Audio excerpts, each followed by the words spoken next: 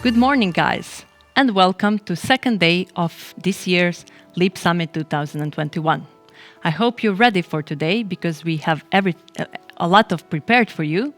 And if you missed the chance to take a quiz from our general partner, European Commission, please do it quickly because we are starting with our first speaker on Ideas and Tech Stage. Our first speaker for today is Mrs. Sanja Veletanlic. She's Virtual Assistant Coordinator as GoToHuman Hub, and I hope she will tell us a bit more about are there any virtual assistants at Mars. Since it's morning and you probably didn't have a coffee, it would be nice to have a virtual assistant to bring you one. So please stay with us and see what Sanja has to say before we move on to our next speaker.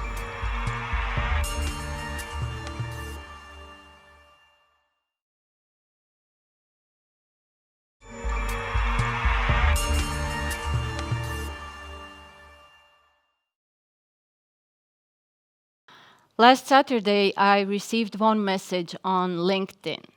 LinkedIn is one of my favorite all-time social networks.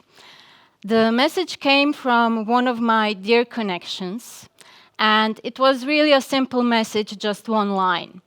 The message said, and I quote, "I felt inspired, so I created this drawing." Now, the drawing in question is this one that you can see here. I was a bit surprised, I must say, because it's not the first time that I hear somebody inspired by virtual assistants, but it is the first time that I received a work of art from a person who was inspired by virtual assistants. Now, the virtual assistants is not a new thing. It started some 20 years ago in the United States. People have been providing services as virtual assistants for over 2 decades, but in Croatia, it is still very new. I conducted a research last year, and when I asked people, when is the first time that you heard about virtual assistants, many people said, just now when you asked me. So when I start talking about virtual assistants, I must say who they are, what they do. Virtual assistants are basically independent contractors, people who work from home or from their home office or from a co-working space. They provide services to businesses, to either business owners or to solopreneurs, small businesses, even to some corporations. The main difference between a virtual assistant and an employee is that a virtual assistant is not sitting together with you in the office. A virtual assistant is working from whatever location they choose from. Another thing is that when you hire a virtual assistant, you can hire them just for a couple of hours a week or just for a couple of hours a month, as long as you need them. You don't need to hire them full-time. Now, in the traditional environment where we are used to that when we need help, we go and hire people, people are still not used to this idea that when you're overwhelmed with work, when you feel like you can't do everything on your own, that it's okay to hire somebody just for the couple of hours a week. This is what virtual assistants do, and this is what they are great at. One virtual assistant can have more than one client. This is why you can afford to hire a virtual assistant just for a couple of hours a day. In Croatia, there aren't many, but I was not the first virtual assistant in Croatia. There were others before me. There are around, I would say, 100 virtual assistants today in Croatia, and most of us work for foreign clients, not for domestic ones. Now, the reason behind that is, of course, that domestic clients are not aware of all the advantages of hiring a virtual assistant, but we are working on that. And as I received this illustration as a result of somebody being inspired by virtual assistants, I get a lot of messages from small business owners who just now are discovering this opportunity, this possibility to hire somebody, and they're just overwhelmed. They're amazed, and they're also inspired, and they feel so lucky that they can transfer a part of their work to somebody else, that they can delegate. Now, delegation is sometimes hard, but it's the only way of a small business to go forward and to grow. There will come a time in each of little businesses when you can't do everything on your own. You have to either hire somebody or you have to hire a virtual assistant. So if you're not in the position to hire somebody full-time, think about hiring virtual assistants. One thing that I also need to say about virtual assistants is that they're people. So we are talking about real humans here. We are not talking about machines. We are not talking about robots. We are talking about people like me, like you, like anybody you know. And a virtual assistant can be a woman. It can be a man. It doesn't matter. What matters is, what do you know? What can you do? How can you help somebody? What skills do you have? What languages do you speak? What applications do you know how to use? Are you good at financial reporting? Are you good at marketing? Can you do some content creation? Can you maybe help HR with onboarding? These are all the things that virtual assistants do. Now, I started as a virtual assistant some 2 years ago when I was basically struggling to find a job that I will love doing. So I tried looking for a job outside of my current location, and I looked online because it is not the first time that I'm looking for a solution online. I'll admit it, I was looking for dates online. I even studied online, so why not look for a job online as well? In the past 2 years, I worked with several clients, some from Alaska, some are from Sweden, Netherlands, some even from Croatia, some from Canada. They're all very different from each other. And following that, what I was doing for them and with them was also different. So if I have a client who is in marketing, then of course I'm helping with marketing tasks, content creation, for example. If I have a client who is a big startup, who is now growing incredibly, then I will most probably be helping them with onboarding new employees. With the experience that I gathered, my clients became better from time to time. So you don't really pick clients. But when you get some experience, you start choosing clients. And I was lucky enough that I never had actually a bad client. I learned so much from them, and that's one of the things that cannot be compared to any day job, to any normal employment.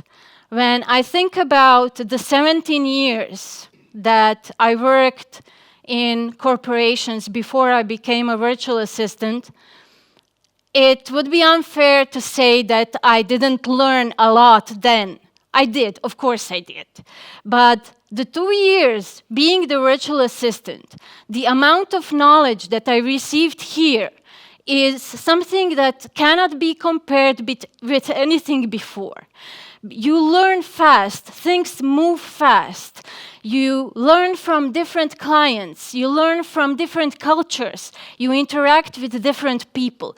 This is the opportunity that you get when you work as a virtual assistant. When you work for just one company, you are in one environment. When you work as a virtual assistant, you're getting insights from so many different areas at the same time.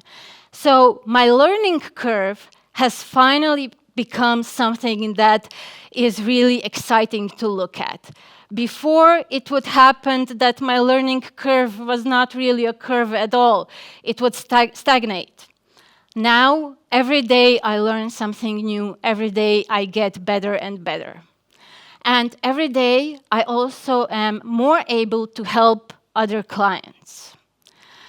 What happened is, to me, that in the past few months, I don't have to look for new clients anymore. They are coming to me now. And I started rejecting clients because my day still has only 24 hours. Out of that, I can work for maximum maybe 10 hours, let's say it like that.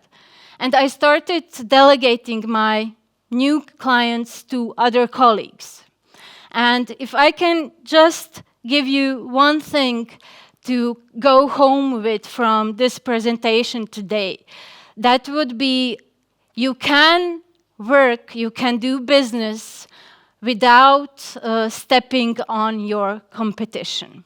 This is something that I really learned from doing my own business, from being a virtual assistant.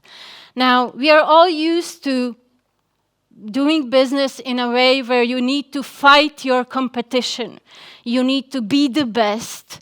You need to be the number one. Now, I'm going to tell you, you don't have to be number one. You don't have to be the best. I am not the best virtual assistant there is. There are others who are probably better than me. Not probably, I'm sure there are others who are better than me. But it doesn't matter, because we don't need to compare each other one to another. What we need to do is find clients who need exactly that, what we know. Because as we are different, clients are also different. And if we do things together, then we can do much more and we can do much better work than we can do alone. What I learned in the past 2 years, then when you start supporting your competition, it gives back. I could never be here today if I started fighting my competition a year ago. Instead, I started promoting my competition, I started helping them, and they started helping me as well. And this is also the reason that I'm now starting the Go to Human Hub, where together with other virtual assistants, I hope to really create a much better service than I could do on my own, to help clients even better than I could now before starting the hub. The idea of a hub is all about helping. It's all about growing together. It's all about learning from each other, doing things together. I hope that in a year or 2 times, we will see it grow, that we will see virtual assistants who are in the hub as partners, not employees, but independent as well partners, and that we will see also creation clients who will start being inspired, who will learn about virtual assistants. Now, my last question is, are there virtual assistants on Mars? If you want them, there can be. Because when I became a virtual assistant, the world just opened up to me in a way that I cannot explain. I'm not such a good speaker to really explain to everyone what this means.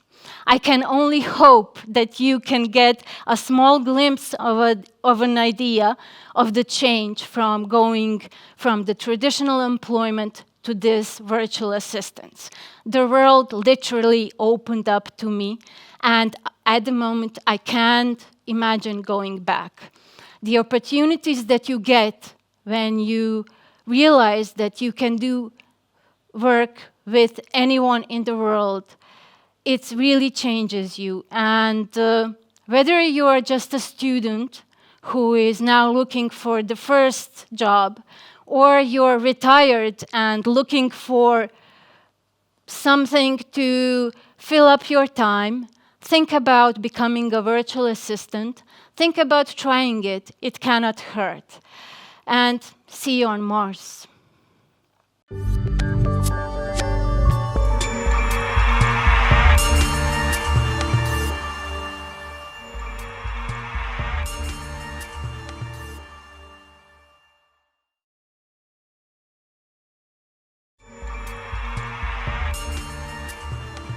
I hope you're following our official Instagram and Facebook accounts using official hashtag Leap2021, because social networks or social media networks are actually the topic of our next speaker. Mr. Vuk Vukovic is CEO of Oracle Intelligence Systems, and he will tell us more about, can social networks predict your next move, or maybe even movements of markets and businesses. Stay with us and enjoy his speech.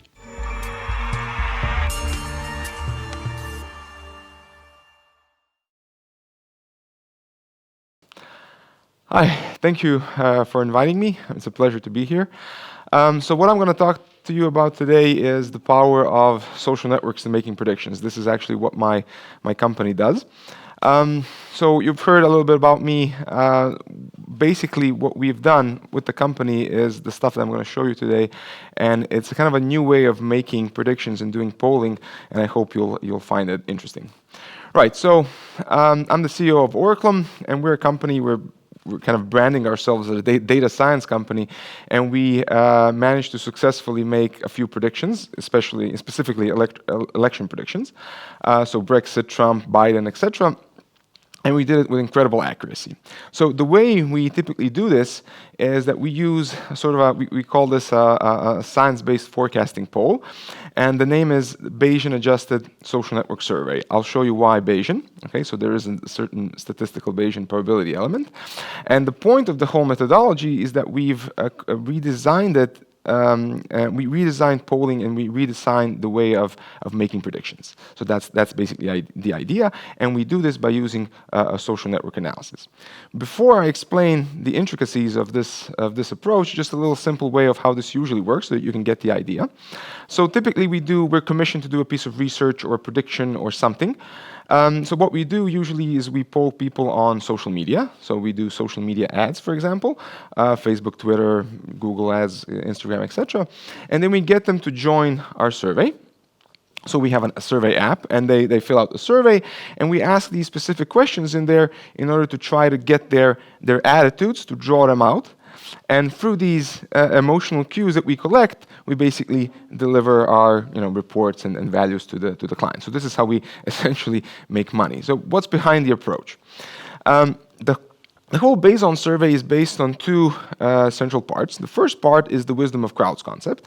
Now, the wisdom of crowds is a familiar concept to some, I might assume. The story is basically that we ask you what you think is going to happen, right? So I'm not asking you about your opinion directly, I am, but I'm also asking you about what other people think. So that's kind of the point of the approach, right? So I want to see basically what other people around you think. So we ask our participants three basic questions. First of all is to express a preference on a product or a given issue. So for example, COVID, vaccines, right? Or for a specific political candidate. Then we ask them how do they think that other people feel about the same issue, right? So is the candidate going to win? Are people going to buy this product? Is this, are people going to get vaccinated? That sort of thing.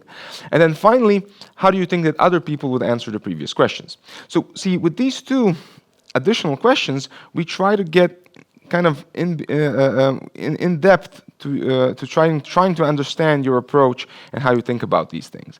So specifically, as I already mentioned, so we have users logging in, for example, by Facebook or Twitter, other options as well. And these are the types of questions that they're answering, right? So this is what we had in our first survey, one of the first ones that we did for the Trump versus Hillary elections in 2016 in America. So we were asking them what percentage of the population of Pennsylvania, for example, is going to vote for your candidate, and then people basically, they use these sliders to give their to give the idea of who's going to vote, who's going to win.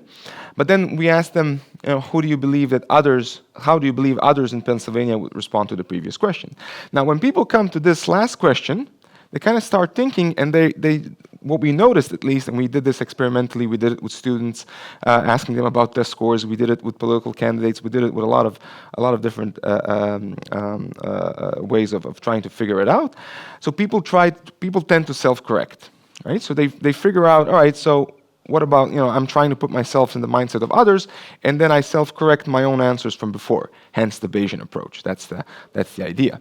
But the point here is not necessarily, so the point here is to get this particular, to get them to think, essentially, right? So our questions are, as you can see them here, they're deliberately convoluted, right? So we want people to, spend a few minutes or, a minute or two at least to think about the questions that they're being asked and give us the answer. So this is the first part, right? The wisdom of crowds. Then comes the second part, the bubble part, right? So the bubble part is that we take every single one of these individuals and pull them in a network of their friends, right? So we do this by social media. This is why we do it by social media, so that we can get your friendship networks as well, so that we can figure out who you're friends with, and how do they express their preferences. Obviously, these people have to come into the survey as well. So you share it, etc., etc. So what we have here is a network of individuals. So this is 6,000. This was our first election that we did. It was 6,000 people in the survey. Every one person is one little circle, and the central circle in the middle, for example, is the person who got in the most other people in, right? So from their share, and the colors are different political parties. So there's like 10 different political parties. So what's most interesting here is that when we make our prediction this way, we're looking for biased groups. So we're trying to uncover bubbles and lower the weight that they have in our predictions. Why? So for example, this yellow circle down there, okay? So the yellow circle represents a typical cluster, a typical bubble, right? People who only hang out with each other, right? So they have, so for example, this is one political party, and when they enter a survey, they say, my political party is going to get 50% of the votes, right? In real life, this party got less than 5% of the votes, right? But so this signals me, as the surveyor, that these people essentially are very biased, and they only hang out with like-minded individuals, so they only see one version of the truth. They only see their own version of the truth. And that's the problem, right? So when these people come in, we give them a very low weight, okay? Similar to this red group or the green one, etc. What I want are people up here, right? So heterogeneous groups. So in terms of election, in the context of elections, some of your friends are right-wing, some of them are left-wing, some of them are centrist. So this gives you a much higher probability of being right. Okay, of being right in your prediction. It doesn't necessarily mean, so none of these people guessed the outcome of an election perfectly, right? But these people up here have a much higher probability of being right than the people down here. That's the whole point of the approach, and that's how we weight individuals, and we get one joint prediction from the sample. I just explained the whole thing. So the basic point here is that the network is used to balance the sample, so we no longer have to have a standard representative sample. I'll show you this later on the example of the latest, the Biden-Trump election, how we didn't have a representative sample, but still managed to get a very accurate prediction, much better than regular polls. Since we're on the topic of polls, they have a specific problem, right? So the polls are not in themselves, they're not predictions. That's the first and foremost, right? Polls are snapshots of voter attitude over time, meaning that if you want to figure out how a certain election is going to end up, you have to basically connect the dots, right? You have to see the trends of the polls. However, they do have bad rep, especially given the latest errors over the past 5-10 years.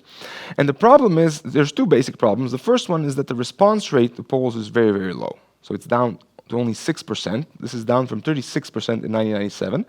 Now, what this means is, let me paint you a picture. So if you want to get a sample of 600 people, which is not a lot, Okay, but if you want a sample of 600, you need to call 10,000 people in order to get your 600 responses, right? That's a lot. So you're missing a lot of responses in these 9,400 people that are not responding to the survey. That's the non-response bias, right? You're not capturing someone who you should. Back in 1997, you only needed to call for 600. You only need to call 2,000 people in order to get your sample. So there's a big difference here. What the pollsters are aware of this, obviously, and they're trying to fix it with models. Okay, so in 2020, for example, they adjusted their models by including non-educated or low-educated voters, because they were saying, we made the misses last time in 2016 because we didn't include low-educated voters. Now they did, and their error was even bigger in 2020 than in 2016. And that's because of this, right? This is an example from the New York Times from 2016. They gave a survey, so they commissioned a survey, and they gave the data to 5 different pollsters. And 5 different pollsters gave 5 different responses on the same data set. Right? Ranging from a Trump victory to a Clinton victory, right? To several different levels of Clinton victories. So that's the point. So they're using different models, and the precision of your model determines the precision of the survey. But what we're saying is, forget the models. Okay? So the models are not going to be helpful here. We need to completely rethink the way this is being done, which is what we've done, and these are some of our outcomes. Okay, so in 2016, we predicted with incredible precision that Trump is going to win the popular vote, not the Electoral College vote, but that Hillary Clinton is going to win the popular vote. And we saw this, it was within a single percentage point for the key swing states, notice Pennsylvania, Florida, North Carolina, etc. The same methodology 6 months before that, or 5 months before that for Brexit, it gave us 51.3% for Leave. The actual outcome was 51.9%. So again, incredible accuracy. This is simply, this is called calibration of the model. Calibration means that how close you are to the 45-degree line, the more precise the model, right? The farther away you are from the 45-degree line, the less precise you are. And again, you can see that our error was less than 1%, whereas the other pollsters were systematically underestimating Trump by 4 points on average. We got some media attention for that. And in 2020, we did it again. This time we were selling it. It wasn't done publicly. We were selling it to our clients, people in the finance industry, and a lot of individual clients as well. And they wanted to figure out, people were betting on the outcome. That's why they were buying our predictions. What we told them immediately that there's no chance of a blue wave happening, which was something that the pollsters were predicting. That blue wave meaning that there's going to be a Biden sweep, that he's going to win all the major states. This didn't happen. We predicted successfully that Florida was going to go for Trump, plus Ohio, Texas, Iowa, and some others, and the polls have significantly underestimated Trump once again in these states. But we correctly called Michigan, Wisconsin, and Pennsylvania the key northern states. If you recall, these were the states that we were waiting for during the election week for them to call, a couple of days they needed to call these states. Our final prediction was an electoral college at 294. It ended up in 306, so it was again much more precise than any of the others. Just to show you, to visualize the errors, so these are for our predictions versus the final outcome, and this is the polling averages. So the polling averages, the errors were about 4 to 5% for these states, even 7% for Florida, Ohio. For us, it was 1% here, a little bit more here, but we correctly estimated the winner of the race. Overall, again, you can see the calibration of the model, the same thing that I showed you last in the previous slides. Again, 1% error, whereas the pollsters had this time between 6 to 7% errors, so which is pretty large, right? Once again, incredible precision. Again, model calibrations. This is simply to show you, so this is the difference between Trump and Biden. This is the actual Trump vote. Notice how much, so the orange ones are the polls. Notice how much they've significantly underestimated Trump once again, right? So even though they fixed their models, they still haven't been able to make the accurate prediction in this case. Just a few more stats here, what I wanted to show you. So we anticipated contested elections immediately from the start. We saw this in terms of the probabilities of outcomes in certain states, but we also saw this when we asked people, do you expect a contested election? So you do expect the results to be known on election night, right? And this was very important in terms of our communications to the clients, telling them, right, so it's not going to happen the way you think. we're going to have an election week instead of an election night where we're going to count the votes, and then you had the whole Trump situation. So this was basically anticipated by us in our reports. In terms of representative sample, this is what I wanted to emphasize. So our sample was clearly skewed towards Biden. So if this was a regular poll, like just a normal poll where we ask people, who do you vote for, we would have Biden winning by 12%, which is not what happened, right? So it did, but however, even though we had this kind of a skewed poll, which is an online poll, obviously all online polls are skewed, it was still more precise than the others, without having the necessity to have a representative sample. This is because of the network approach that I explained, right? So that's the key element, the key part. So our sample was still fairly balanced between them. In terms of age and party affiliation, this was more or less expected, as you might have seen. The Trump votes were losing a little bit more to Biden. This is something that gave us a signal that the Biden campaign is more successful in converting Trump votes than the Trump campaign in converting former Democratic voters. So, and just finally to compare these predictions to other pollsters that I mentioned, not just pollsters, but also polling aggregation models, betting models, etc. Funny story here. So in terms of the betting odds, they were all giving Biden a higher probability of winning, so about 62% to 36%. Last time, in 2016, they were giving Hillary about 80% chances of winning.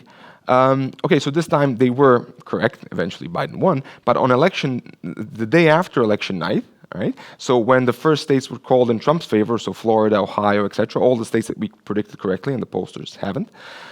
So when that happened, the betting odds were switching towards Trump. Okay, so if in that case, if you bet against Trump and for Biden, you would have earned even more money, and this is what some of our clients did. So they were on election day, the day after, when we were sending out emails saying, this is. Stay calm. Things are going to go in the expected direction.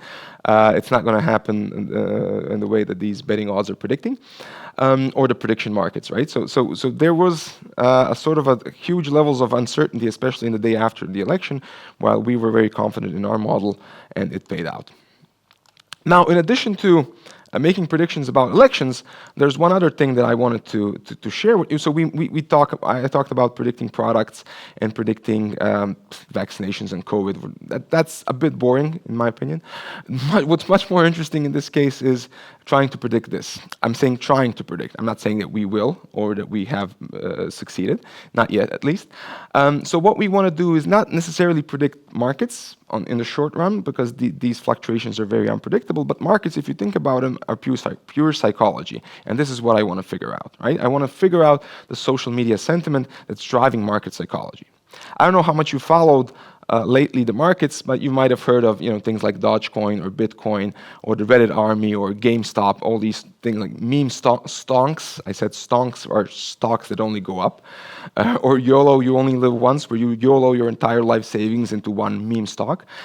And things like that. Now, if you haven't, seen these things or figured them out, you're not aware of the huge retail army and what's happening in the markets right now. Now, the situation what we have ever since 2020, ever since the pandemic, is a huge influx of retail traders in the market. And these retail traders, this is pure psychology, right? It's pure emotion. There's no, there's not a lot of let's say credentials behind their decisions. This is people betting. Okay, or betting based on social media sentiment, betting based on what their friends are saying, which is perfect for our methodology, right? So I want to know what you're saying, what your friends are saying, and I want to try to extract that to get the right information. That's the idea. This is a quote here from the Financial Times saying that rather than criticizing retail investors, it's better to slot them into the money equation. That's basically the pitch that we're doing here. So retail traders, as you see, they're taking off again. Huge influx of retail traders in 2020, 2021. The question is here, the issue here is, could you have anticipated any of these movements of, for example, Bitcoin or GameStop using fundamental analysis or technical analysis, which is what you usually do when you bet on stocks, buy stocks. So there's no fundamentals behind the GameStop movements, no fundamentals behind Bitcoins. There's no technicals either, right? They're not useful here. What's useful here is understanding the psychology, so understanding why people are doing this, so understanding what's behind the whole Bitcoin or cryptocurrency scare and what's behind the GameStop situation. This is what we want to uncover. So what we're doing is we're running a survey. It's ongoing every week for the next 6 months. We're doing it in the United States and the United Kingdom, but it's open throughout the world. The focus is on the US because we're asking the prediction of US-based indices, so S&P 500, Dow Jones, the treasury yield, which is very important because you need to understand the bond market in order to understand the stock market, the prices of oil, Bitcoin, etc., Dogecoin as well. So we're trying to, we want to see how the social media sentiment translates into actually making these predictions. I don't want to give out any results now. I'm very happy with them after the first few weeks. But so far so good. Let's see what happens after 6 months and whether or not we have a similar killer, very interesting product. Thank you very much for your time.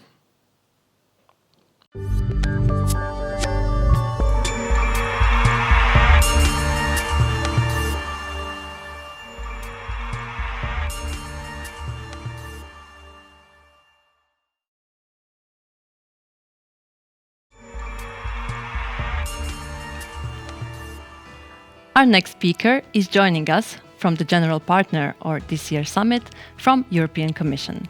He's legal and policy officer focusing on artificial intelligence. Mr. Gabriele Mazzini will tell us more about European strategy for artificial intelligence and his journey through it. Enjoy.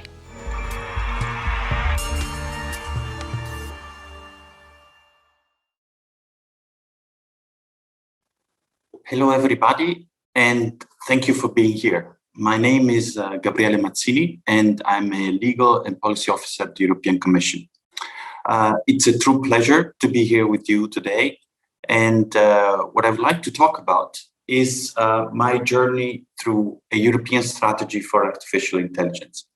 As you may know, the Commission has come up very recently, so the 21st of April, with the new regulatory framework for artificial intelligence. And so I'd like to use this opportunity of sharing 15-20 minutes with you to give you a first introduction to this topic, and to do so through a bit of my own personal experience, if I may say. So first, I'll explain a bit how I came to the Commission and sort of what triggered my interest in this topic, what I did actually in the run-up to this strategy. Then I'll discuss some of the key elements of this regulatory framework for artificial intelligence.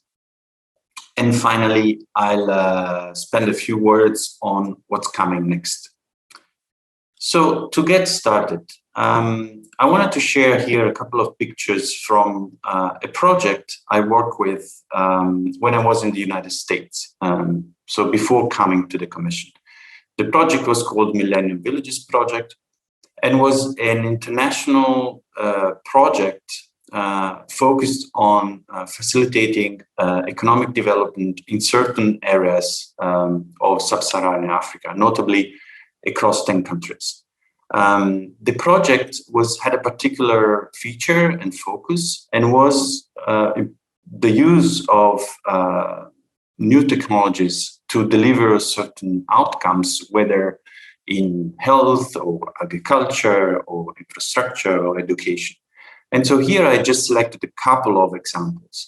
On the left-hand side, for instance, you see a mobile, notably a smartphone, with an application for mobile health. So mobile health plays a very important role when it comes to delivery of healthcare services in rural areas, notably through the use of community health workers. The second picture on the left, on the bottom, is more a solution for telemedicine. And on the right-hand side, you see what we used to call shared solar project. So essentially, these are off-grid systems for the generation of energy, notably through solar. And that is a shared system. So meaning that within that cabin, you have essentially a number of batteries and also a number of systems to allow users to pay for electricity as you go, essentially by using those scratch cards that you see in the picture there. People were able to pay just for a limited amount of energy, as much as they needed, without actually having to incur the cost of actually or really setting up.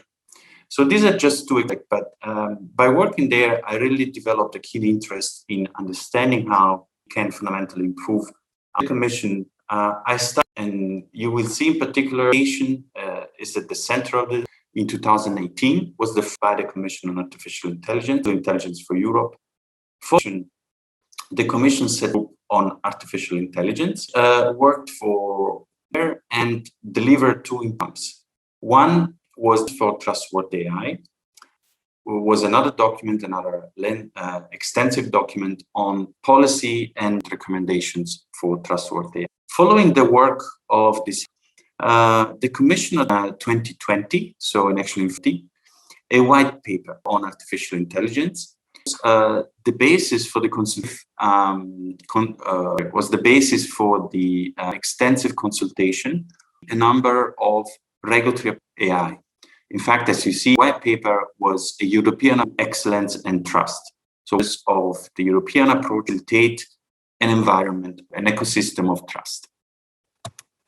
But what is something that concerns us? Definitely yes. So AI has its place in really across all sectors of our society, our economic sectors, as well as societal sectors of societal importance. Here, for instance, you see just a number of examples. AI can be used in factories to automate processes. It can be used in the context of healthcare delivery, for instance, for surgical robots. It can be used, this is probably one of the areas that you're most familiar with, automated driving, driverless cars, as well as, for instance, drones and the delivery of packages. Finally, AI can be used also in direct interactions with humans, for instance, through robots. And in this case, you see pictures of children interacting with AI-enabled robots.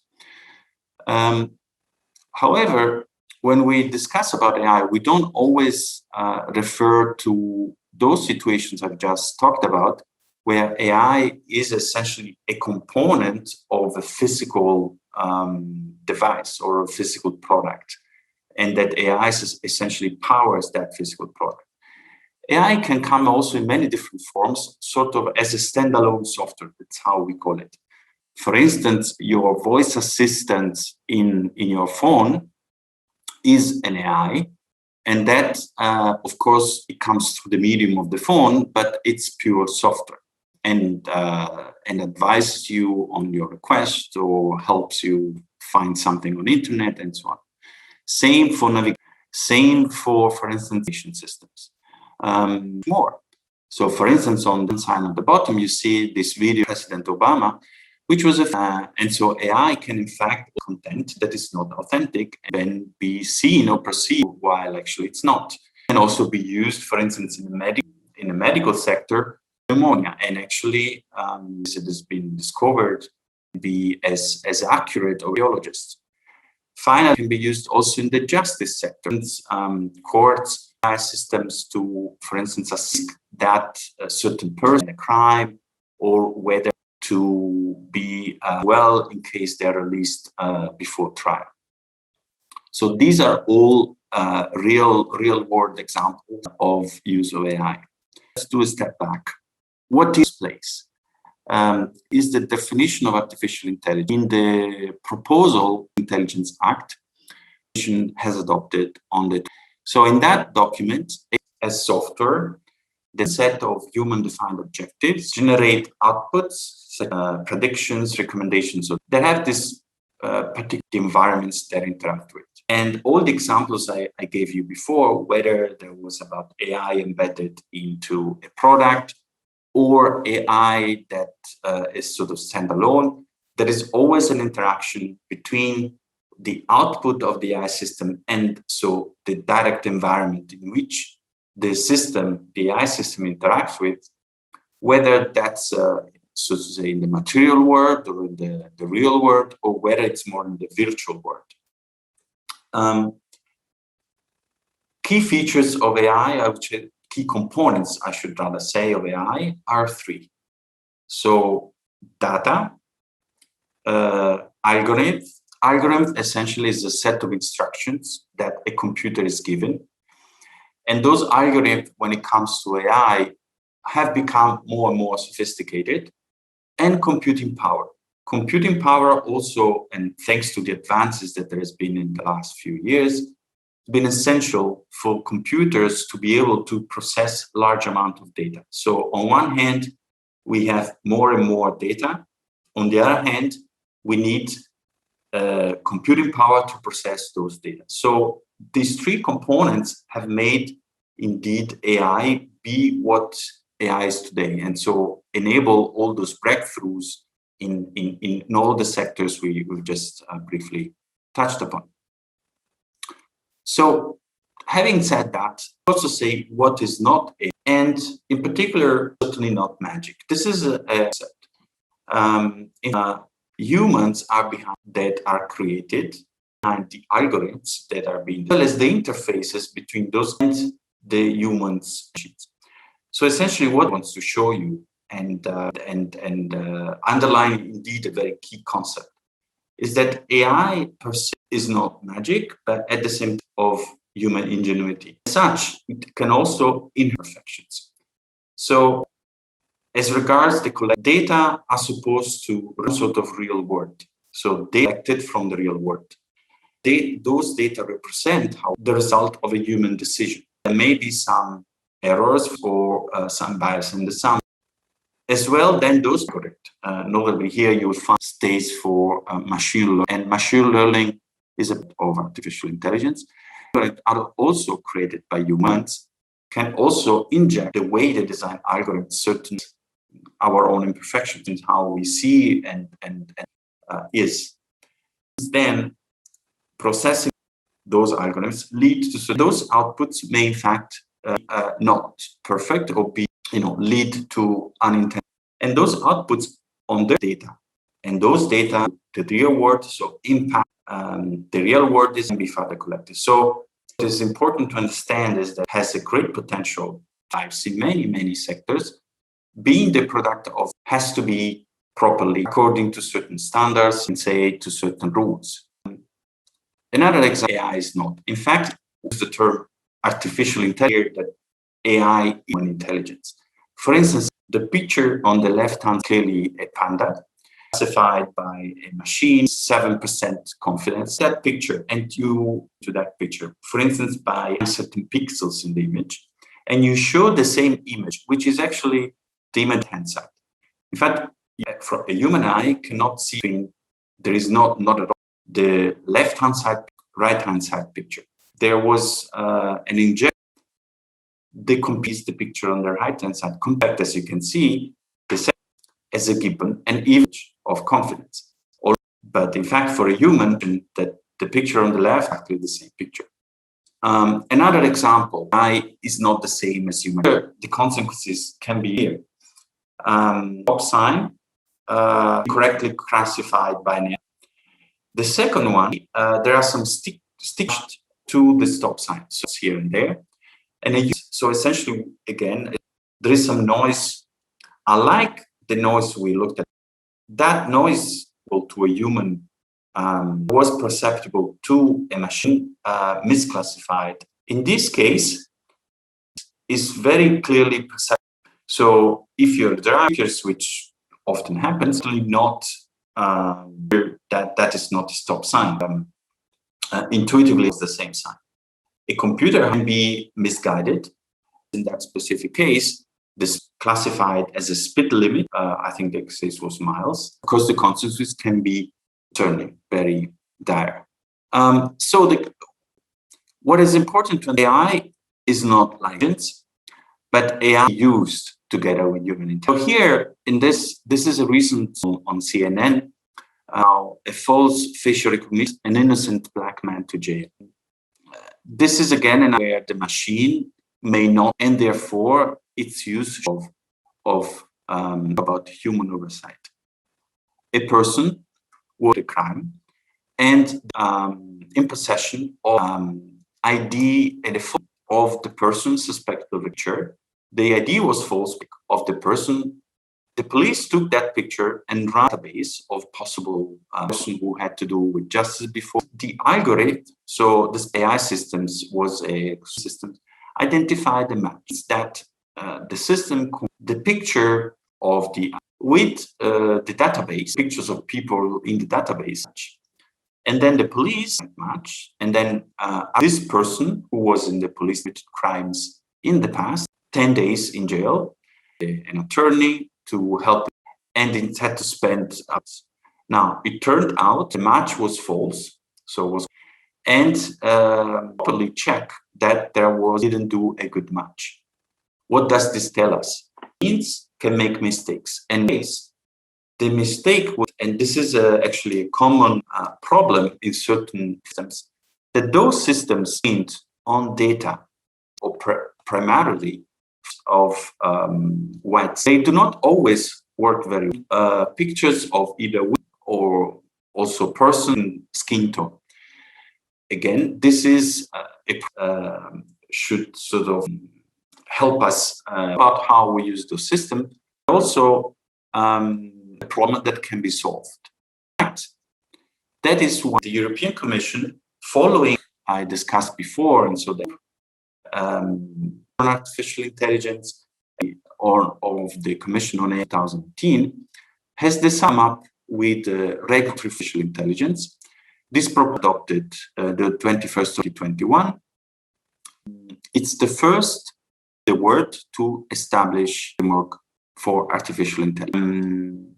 This has been, the work I focused most year and a half.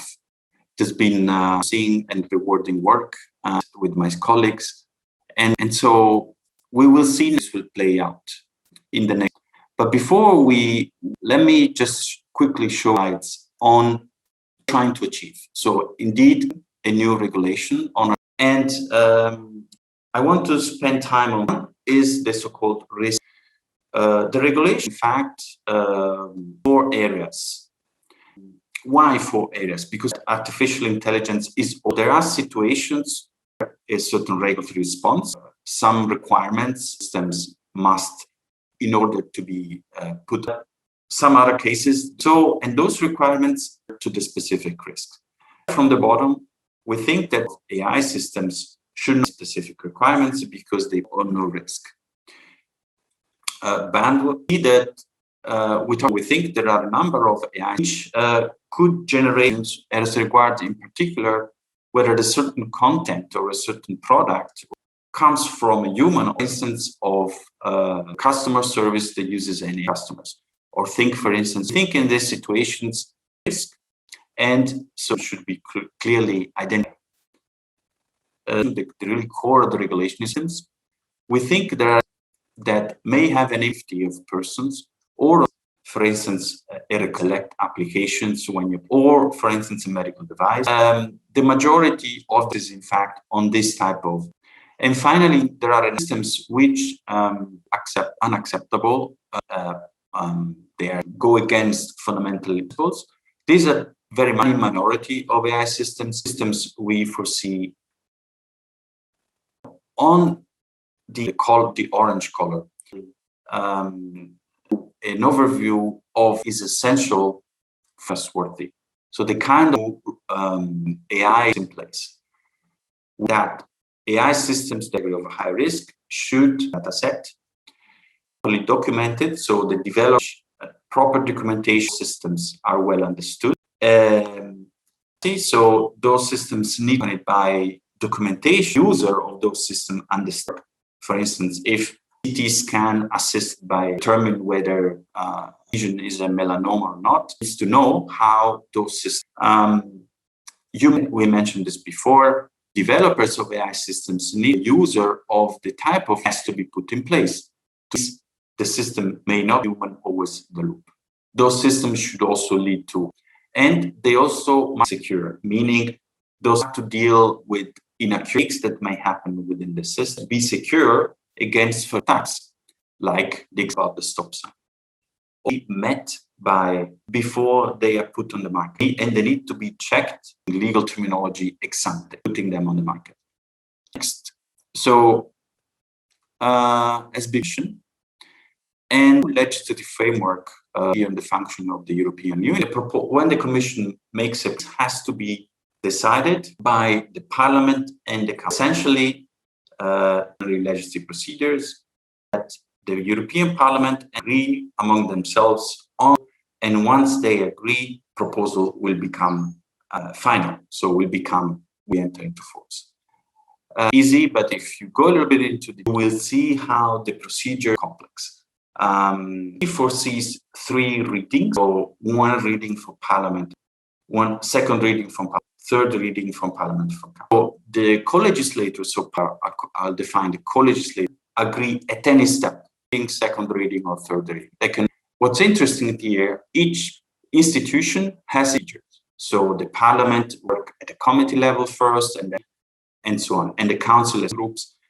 Now, I will give you a bit of a sense of and how that happens a lot in practice. You see a box on trilogues or trilogues, that essentially there is between the 3 institutions. So to make the proposal, the Council, so the other 2 institutions, to agree on the final text. Institutions often come discussion among them, several stages of the procedure.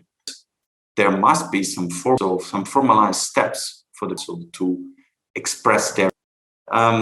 There is work also of negotiations, which happens in the forms of trilogues. Go a little bit deeper, you see it happen at multiple stages. It implies essentially that gives a negotiating team, meets with the negotiating team, so they have some tentative agreement, and then they report back, and so on. And all this in circle, because that's where it will happen in the future, that the Commission has the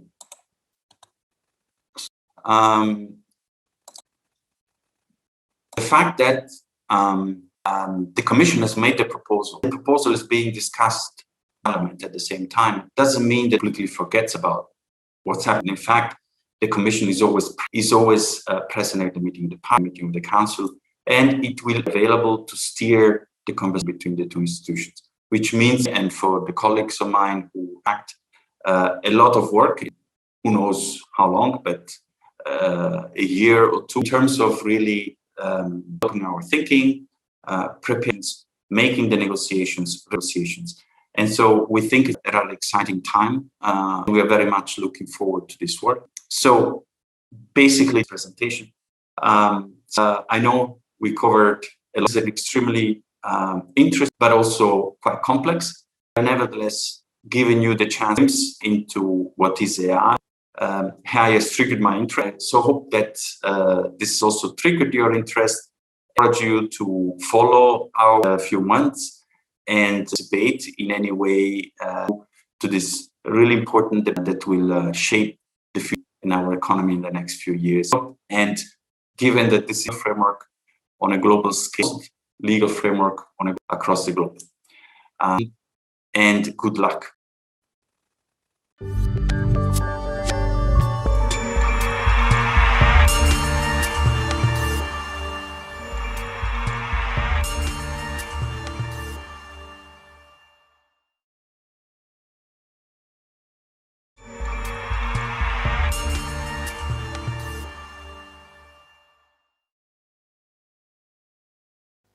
Hello again.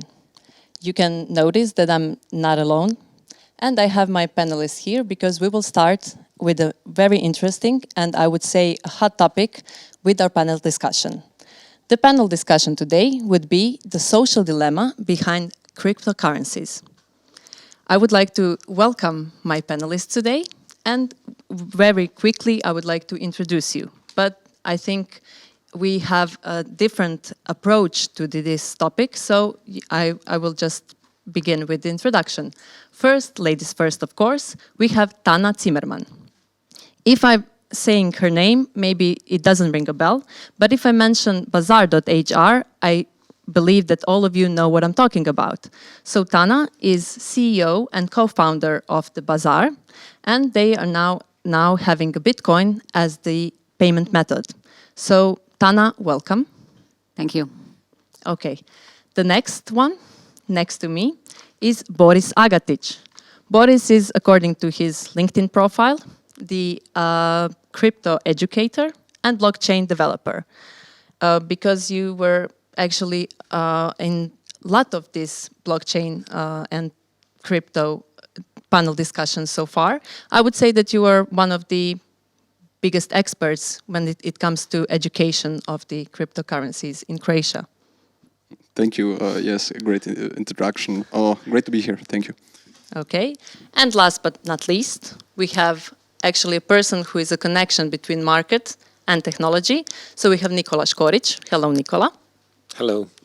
Nikola is a CEO and founder of Electrocoin, the first, I would say, startup in cryptocurrencies in Croatia.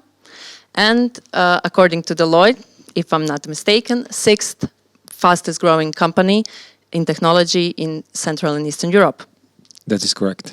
Okay, so as I said at the beginning in my introduction, we have totally different approaches here, and I'm ready to start the discussion. Are you? Yes. Yes. Let's go. So at the beginning, I would like to ask, maybe, Boris, you can tell us, what is actually the general public opinion about cryptocurrencies in Croatia? In Croatia, so we will see again, right now it's a bull market. This means that it's a cycle where the cryptocurrency prices are very high and on new records. And we see many new people, little retail investors, but also companies, organizations, and institutional investors are jumping on the Bitcoin wagon. So I think the sentiment it's really positive. We see an emerging market and emerging technology. But since I'm doing now workshops for Bitcoin and cryptocurrency and blockchain technology for 5 years, and I see really big companies are jumping now, are interested, and we see all the headlines in the news. More and more companies, big companies, are buying a stack of cryptocurrency. So I guess we will talk about a little bit on this topic, what's going on right now. But the interesting thing really is, 4 or 5 years ago, it was really the little retail investors that are investing and speculating and using the technology. Now it's a little bit more on the business side. So we have companies, and yeah, and in Croatia you also see the increase opening of this little crypto wallets, so this software that is communicating with the blockchain. And I'm really optimistic, and I see really big potential in this technology for every citizen here in Croatia. You mentioned actually that a lot of big companies, for example, as Tesla and so on, are now investing even in this, becoming shareholders of cryptocurrencies. So would you explain us why do you think it's the case right now? Well, I think there are several really distinct and different reasons for this rather recent entrance of bigger companies into the cryptocurrency space. First is, of course, big banks and financial institutions are entering the cryptocurrency space for the last year, because it finally dawned on them that cryptocurrencies are here to stay. Because crypto in last 10 years, as long as it exists, had several boom and bust cycles, and the last one peaking in 2007, early 2018, was followed. Last boom was followed, of course, by bust, by cryptocurrencies losing 90%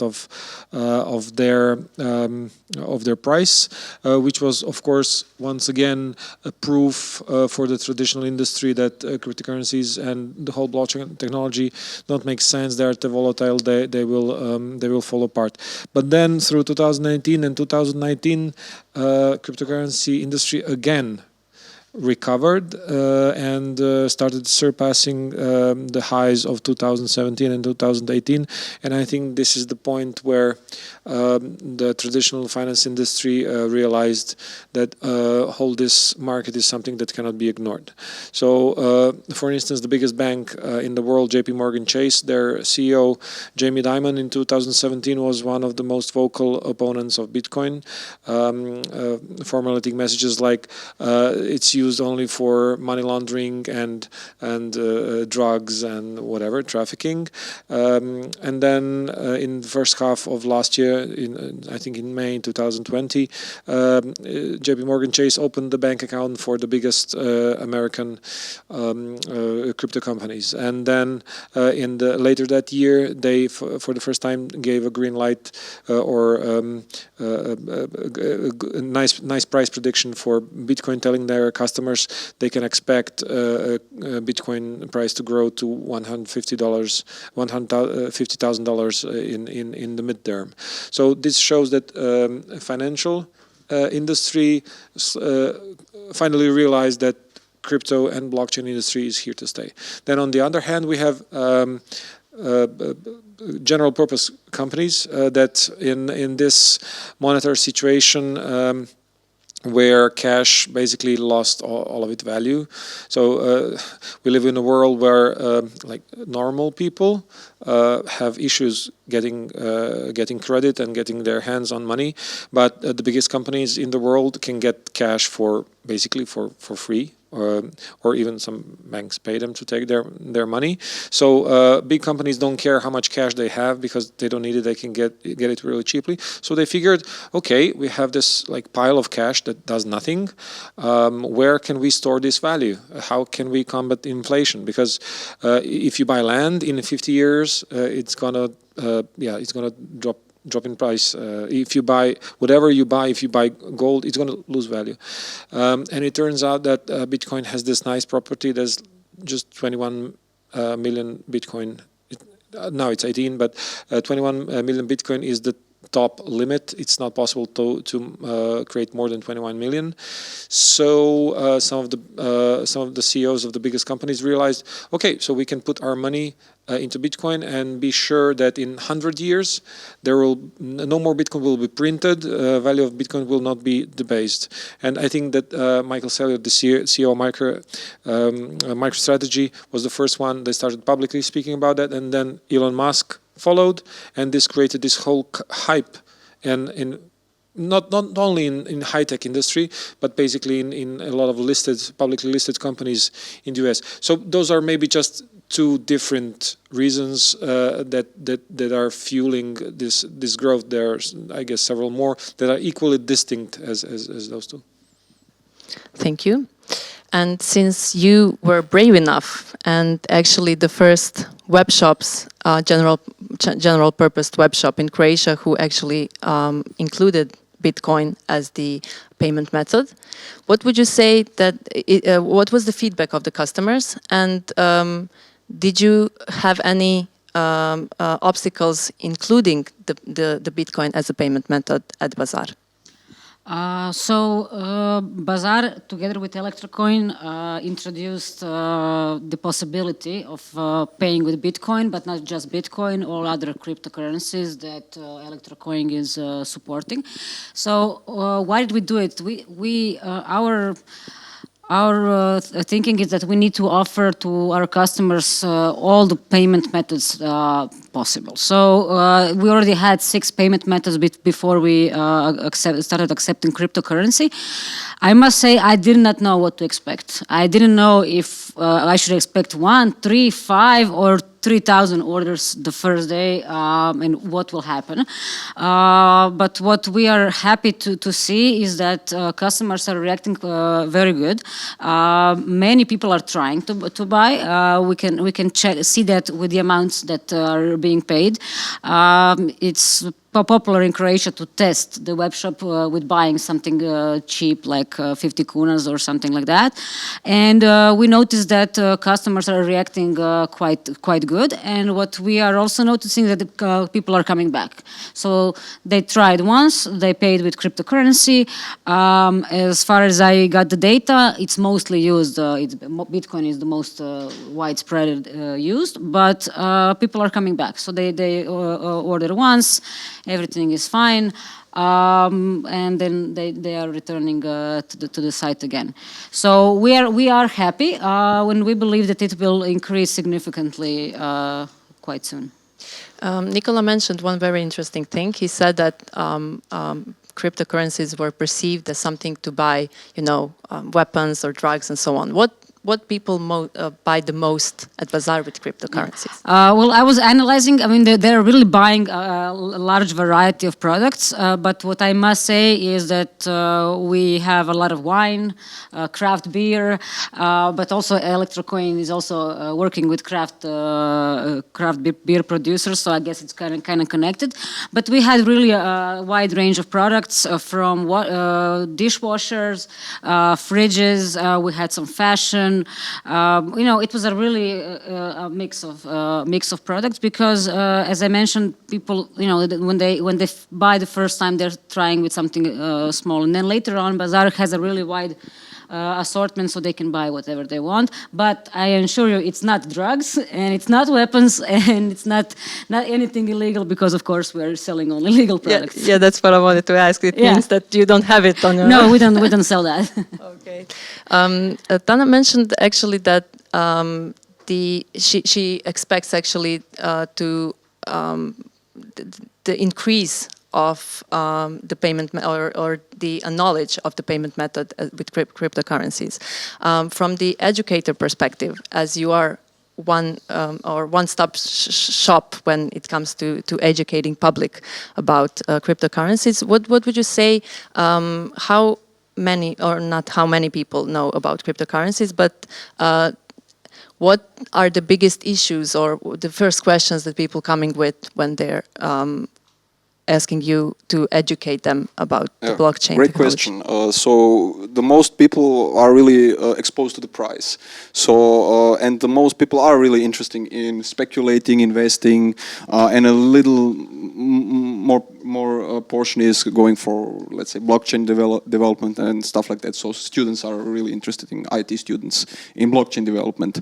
But yes, the most people are really seeing that something new is around. We can even speak about a little black swan technology. So Bitcoin started that this is the first application of blockchain 12 years ago, and really it was like a snowball effect. And now we have really different blockchains that are solving different problems, right? So Bitcoin, Nicola mentioned it, people see it and investors see it as a store of value. So Bitcoin has this characteristic really good, I think, better than like money, fiat money. Fiat is euros, dollars, kunas.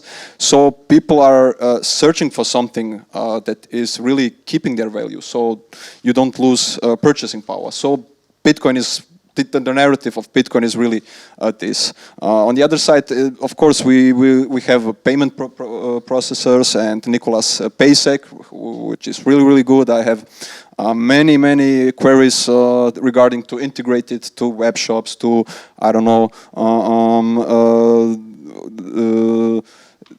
hotels in different industries. So I think we see last and this year really an increase of the utility of cryptocurrency, not just speculating and investing. I see nothing wrong about speculating. Of course, people are attracted to investing and speculating, but on the other side we have these other network effects like utility. So Bitcoin has also utility, but not many people are speaking about the utility. So more is still speculating and investment, but of course this is also a really important network effect, I think. What would you say is the biggest difference between fiat currencies and cryptocurrencies? Of course, Bitcoin, so cryptocurrencies, the first application of blockchain technology is decentralized. This is a really interesting and important characteristic. It's open, it's neutral, it's censorship resistant. On the other side, we have, I don't know, fiat money and, for example, the US dollar, and this is centralized, and the authority guys who are speaking about, I don't know, supply, and we see they are printing now for the past few months so many dollars and spread it to the economy, for example, in the US. On the other side, we mentioned Bitcoin is predictable. I know the supply, I know the limit of 21 million coins on this network, so it is easier to make some decisions, let's say. So that's the reason, again, investing is cool. I also invest some of my kunas into Bitcoin, but on the other side, I think technology is really groundbreaking. I cannot not notice that when you address to cryptocurrencies, mostly you address to Bitcoin. And I think it's also a public opinion that, you know, cryptocurrencies equals Bitcoin. But Nicola, can you explain us what it takes for some cryptocurrency to actually become a cryptocurrency, and why we have so many different cryptocurrencies right now, and why the Bitcoin is still, you know, number one right now when we are talking about crypto in general. So the first part of the question was what it takes for a cryptocurrency to be cryptocurrency. As Boris already mentioned, cryptocurrencies have several properties. Probably the most important one is they're decentralized. So the name of the first paper written on cryptocurrencies was Bitcoin, a peer-to-peer electronic cash system. So in the name, probably the most interesting word is peer-to-peer. So the point of cryptocurrencies is you are able to send them from one person to another without having a third party. Because if I want to send you money, I would now probably do it through a banking application or some kind of wallet. Their electronic wallets are now booming in Croatia and in Europe and in the whole world. So I would probably use some of those electronic wallet applications, and all of those use third parties, be it banks or some other kind of credit institution, or basically PayPal, which is also a centralized service. So the whole point of cryptocurrency is that they're decentralized, and I can send my money from me to, for instance, a web shop without going through, as Boris mentioned, those transactions are censorship resistant. Nobody can stop me to send money from me to a web shop. So I guess this would be probably the most important characteristics of cryptocurrencies. Why are there so many of them? Because you can easily make them. For instance, if you want to start a bank, there has not been a new bank in Croatia for the last 20 years. Because it's not simple to start a bank. Even if you get the regulatory approval and stuff like that, you have to buy software. You cannot go just and copy-paste software of a bank and have yourself a bank at home. That's not how things work. But for cryptocurrency, all of the code is open. You can just download code of Bitcoin from the web and just change something and launch your own. Just change the name and Leap coin or whatever, and just start a brand new cryptocurrency. It can be done in like 5 minutes, and people for some reason like doing that. Because I know I'm not an expert in this field, obviously, especially not at your level. But I saw that some of cryptocurrencies are actually presented as false cryptocurrencies, but still, the value is going up, and I just would like to know what's the reason for that. Well, that's the million-dollar question. We unfortunately don't have the crystal ball, but from experience and from history, what we can learn is, for instance, one of the like I think now it's top 5 cryptocurrencies, is called Dogecoin, which is That's basically what I'm referring to. yeah.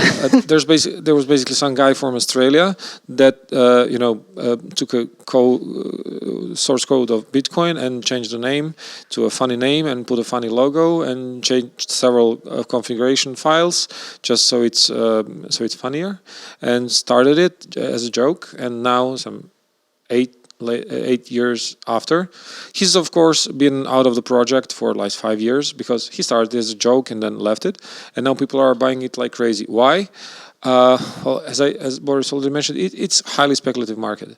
So people are doing it for fun, and people are basically doing it for gambling purposes also. So you cannot. This is why a traditional financial industry was trying to avoid cryptocurrencies for so long, because Wall Street is not gambling. That's serious finance, and cryptocurrencies are gambling. I must say I don't subscribe 100% to this narrative, but yeah, there's a lot for you to be institutional investor or professional investor in on the stock market. There are quite a lot of hurdles. You have to have a lot of money. You have to write tests. To be a professional investor, you have to pass exams, and to start investing in cryptocurrencies, you don't need anything. You just go on our or any other service and just buy cryptocurrencies. So this is the big difference. And even in with professional traders and at the grown-up stock exchanges, you cannot predict what's going to happen with. Why is Tesla growing? What's the point? Yeah, what's the thing with Tesla? Nobody knows. People just like buying Tesla, and in cryptocurrencies, it's much more amplified. Yeah. Tana, now we actually started a very interesting question. Let's say it like this about the future of cryptocurrencies. How do you see it will affect the market, and do you see it as becoming, equal to the traditional finance world? Well, if you would ask me this question a few years ago, I would probably say that I know. But seeing what happens, and especially this comparison with Tesla, I think it's a very good thing. So pretty much whatever Elon Musk tweets becomes a thing in a matter of minutes. So I'm definitely, with my limited knowledge of cryptocurrency, I'm quite positive that it will significantly increase. You can even see in other platforms such as Revolut and others. You can see that people want change. People don't want these traditional banks that you need to that you cannot pay to a different bank because it's it's past 3:30 or it's a Friday. So I don't know. For example, when we were paying to our customers or actually suppliers in the EU. We cannot pay them on Friday because it's on Friday there are no transactions. Like what?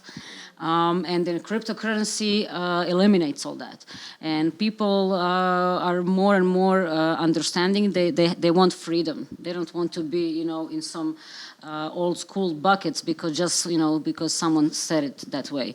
So I think this will explode in next couple of years. I mean, I don't have a crystal ball to know when or how it's going to happen. But I'm sure this is going to be, something, a new normal in a couple of years. Yeah, new normal hashtag, new buzzword that we're using. Actually, I wanted to ask you, or from what I see it as a third person who's not involved in this world, is that actually a lot of tweets or media coverage increased the value of cryptocurrencies in general. So why do you think it's happening, and can we say it's decentralized in total if we are having so much impact of the public to the value of the cryptocurrencies? Again, great question. Thank you. We see Bitcoin past the total capital value of $1 trillion. If we compare to gold, which is 1,000 of years around, it is still a little market because gold is, I think, 10 or 11 trillions today. So of course we have external news and external factors that are really can change the price. Like Elon Musk is tweeting something positive about Bitcoin or Dogecoin or vice versa. So yes, I think again, Tana said it. In a few years, it will be even a more bigger, compact, a more robust and resilient market. So maybe we will also decrease the volatility. We have now Bitcoin. Jamie Dimon, the JP Morgan CEO, says 2017 Bitcoin is a scam. I don't want to allow my brokers to trade around, etc. Everyone will get fired. Now what they're doing, they want a share of the cake, so they are doing custodian accounts, and investors are really won't be exposed to something even highly speculative like cryptocurrency. So yeah, that's my answer. I hope I answered it correctly. Okay, thank you. Since Tana mentioned actually that people want freedom, or they want to be detached from standard banking systems, how do you see the government policy here? Or do you think that, for example, in India, there is a proposal of a law that it will ban a cryptocurrency, or just not letting people to have any kind of digital assets? Do you see it as a possible scenario? And what do you think that how people will react if this scenario happens? Well, yes, I see this scenario happening because a few days ago there was news of a new initiative. I think it was European Commission initiative to limit cash transactions to 10,000 euros. So you basically would not be able to transact between two people legally. So right now in Croatia, for instance, you cannot buy anything for cash in value of more than 10,000 euros. So right now, this cap already exists in Croatia. For buying from companies, you have to do it over a bank account using a banking infrastructure. So now they are openly discussing a proposal to ban all of the transactions in cash larger than 10,000 euros because of the money laundering reasons and stuff like that. We already got reaction from Austria. Austrians and Germans are quite known to be quite fond of cash, and they already had one initiative, one referendum for putting their right to use cash into the constitution. So, of course, Austrian Ministry of Finance already issued their statement that they're preparing to fight that, because they know they're going to lose power if they don't. The fact is, people like using cash for whatever reason. Most people are not criminals. That's a given. But we've seen in the last few decades increasing pressure from regulators painting cash or anonymous transactions as something you really have no reason to use if you're not a criminal. Which, as I said, which is not so true, simply because most people are not criminals. 83% of all transactions in 2020 in Croatia were cash transactions. That's data from Croatian Central Bank. On Western Balkans, Austria, Germany, but even countries like Japan, people have really, they are used to using cash. They want to use cash. Nordic countries, I think in Norway, less than 1% of transactions are in cash. Cool, nice. They have a different culture. They don't like cash. They like electronic payments. Fine. But there are some countries, and it's not like just we on the Balkans are backwater. We are hiding the cash inside of the mattress. We don't know how to use technology, because Germans and like in Japan, a few years ago I was in Japan. They have really high-tech machinery for handling cash, because it's not that they don't have technology, they do. So if we are seeing regulators trying to basically outlaw cash, then I think answer to your question is we could see regulators also trying to outlaw crypto, because let me repeat, the title of the first cryptocurrency document was peer-to-peer electronic cash, because that's what cryptocurrencies were in the beginning. So of course, everywhere where you have volatility, price volatility, so prices going up, prices going down, there's going to be people who want to invest, who want to turn a quick buck. So that's why people are buying crypto now. They want to buy low, sell high. But the original idea of cryptocurrencies was creating electronic cash, and that's why we created this payment processor. And that's why we are offering them this payment processor to companies like Bazaar, and trying to allow them to receive payments in cryptocurrency, because that's the point. That's the whole point. The original point of cryptocurrencies, to allow people to make payments peer-to-peer, because people want to make peer-to-peer payments without third parties being involved. And my opinion is that we are going to see quite a lot of pressure from regulators to eliminate those kinds of payments, because it makes their job much easier. If you have anonymous transactions, that of course includes higher risk of money laundering and financing of terrorism. But are actually the cryptocurrencies, the transaction, really anonymous? For all of the intents and purposes, yes. For instance, if you use cash, if you write down the serial number of the banknote, then it's not anonymous, But I mean, if I gave you 100 kunas, nobody's going to know. So let's say it is anonymous, and in that sense, cryptocurrencies are not anonymous. They're pseudonymous. They're almost anonymous. But for practical applications, yes, they are, and that is the reason why they make regulators' job hard. But I think that we, of course, need to equally value, or even more value, the freedom of people to use their money. We need to value that freedom more than the ease of doing the regulator's job, because if we put the matter into perspective, they're basically here to serve us. It's not the other way around. So the freedom to transact and to have, if I want to have anonymous transactions, because it's none of your business to know why, and if those transactions are legal, well, I think we all can agree that should be allowed.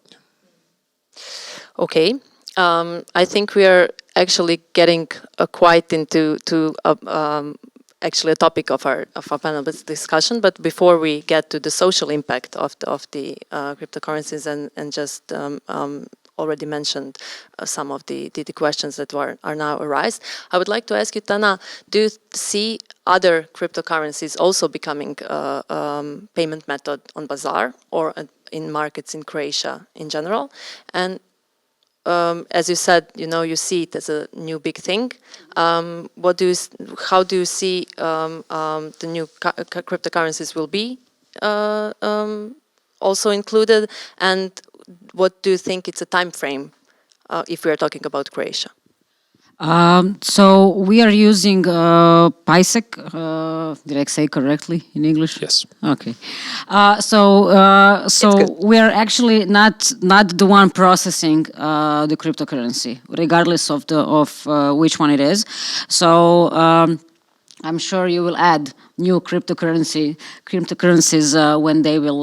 Dogecoin, for example. For example. Working on it. Oh, yeah. Okay. So we even had some initiatives to create our own maybe cryptocurrency. I mean, I think that's a far idea. But whatever cryptocurrency will become popular, whatever cryptocurrency will be in electro coin, Bazaar will be happy to accept it. So there is really no reason for us to accept one cryptocurrency and not to accept the other. So definitely we're interested in everything. I hope you heard that, and we are waiting for it to happen. Yeah, so Nicola, please hurry up so we can use other cryptocurrencies as well. Yeah. Boris, I would like to ask you, and to start a little bit about the social impact. How do you see, you're making a, face like I'm going to ask something hard. I'm not. I just wanted to ask you, we talked about decentralized, currency. We talked about anonymous transactions. What do you see as the biggest social impact that cryptocurrencies have? And how do you see that affecting Croatia in the long-term run? So cryptocurrencies, we maybe not mentioned, but one of the interesting things is cryptocurrencies are radical transparent. So for example, the Bitcoin, let's say it's a payment network. It's with a native currency with the same named currency, Bitcoin. It is transparent. I can see every transaction, every address, every block that is mined, and so on. On the other side, I was addressing it when I asked, do you see it really as an anonymous transactions? Yeah, it is open. I can analyze and do things with the whole network. So it is really transparent and open. On the other side, yes, we see it is a pseudonymous network. We can use money and have a full control of the money, and that's one of the philosophical sides that I like about cryptocurrencies. That when my wallet is communicating with the Bitcoin blockchain, I'm in full control, and if I know what I'm doing, everything is fine. So Bitcoin, similar to the internet, we see a few years go by until the user experience is so easy to use, and people can, today, even my parents are using email, WhatsApp, but imagine that they have to use internet or email protocols 25 years back ago in the 90s. They couldn't manage that. So I think, again, in cryptocurrency, the wallets are getting better, the user experience is much better right now, and yeah, people are really educating, and they are hooked to this technology because of the good points that cryptocurrencies bring to us, like peer-to-peer payment networks. So it is really like I'm paying cash just over the internet to anyone in the world. And I like so many things, so many new layers here. I'm now for 5 years in this industry, and at least once a week, my mind is blown. Something new is coming up. People are really generating, or let's say they came up with new architectures for some new coin. They came up with new topologies. So we don't have to watch the things in the past. Let's say banking. All of us need banking, so banking is here to stay. But really, blockchain technology and cryptocurrency can really bring up on a new level. So you can have micropayments. You can pay. You can be paid by the minute or millisecond even. You can do so many interesting stuff, and this is what's excited me about cryptocurrency, and of course other people around. All the new possibilities, all the new innovation that is really happening. So maybe you heard of the term skeuomorphic design, shadow of the past. We're always trying to, with new technology, bring something up from the past. I don't know if in iPhone it is, for example, the address book, the contact book. It looks really like a little leather address book, like a physical one. So this is skeuomorphic design. We bring something from the past in new digital worlds. So with cryptocurrency, we really have the power to come up with new systems. And I think this is really exciting times for everyone. Again, we need banking. Yeah, that's what I wanted to ask. We see now that the wallets, digital wallets, are connected to the physical cards and to ATMs and so on. So do you see the cryptocurrencies as the future of money in distant future, becoming the only currencies that we are known of? Or you see it as a mixture of traditional banking together with other payment methods? Well, I highly doubt anything will be the sole future of money, because people still use checks for some reason. In Croatia as well. Yeah, in Croatia. No, I don't think in Croatia. I mean, I know a person who just received 2 days ago a check from Her Royal Majesty's tax service, because a British tax service still sends money by checks, and I think there's only one bank in Croatia that accepts checks still. But for instance, if you transact with the US they are big on checks. They still use quite a lot of checks, and checks refuse to die. And yeah, I think that in 50 years we'll never have just a single way of paying for stuff. And I of course believe that cryptocurrencies will be a big part of this mix. We wouldn't be in the business if we don't. And I'm really thankful, to visionaries like Tana, because her company will not get rich from accepting crypto right now. But we in the crypto industry have this chicken and egg problem. As Boris already mentioned, we are still in the process of building the ecosystem. Yeah, of course, I pay a lot with crypto, but all of the existing wallets are, so what's the polite term? Not very good. They have technical issues. They're slow. They're laggy. They have issues. So we need better wallets, and better wallets will not be created if there is no demand for them, if nobody's paying with crypto, and nobody will be paying with crypto if there are no web shops like Bazaar who offer crypto. So it's a vicious circle that is broken by companies like ours producing the tools and companies like Tana's which are accepting crypto payments. And I think we have a really good thing going because we see a really nice uptick. We saw a growth in the crypto payments industry before bull run. So it's not that crypto payments are growing because the price is growing.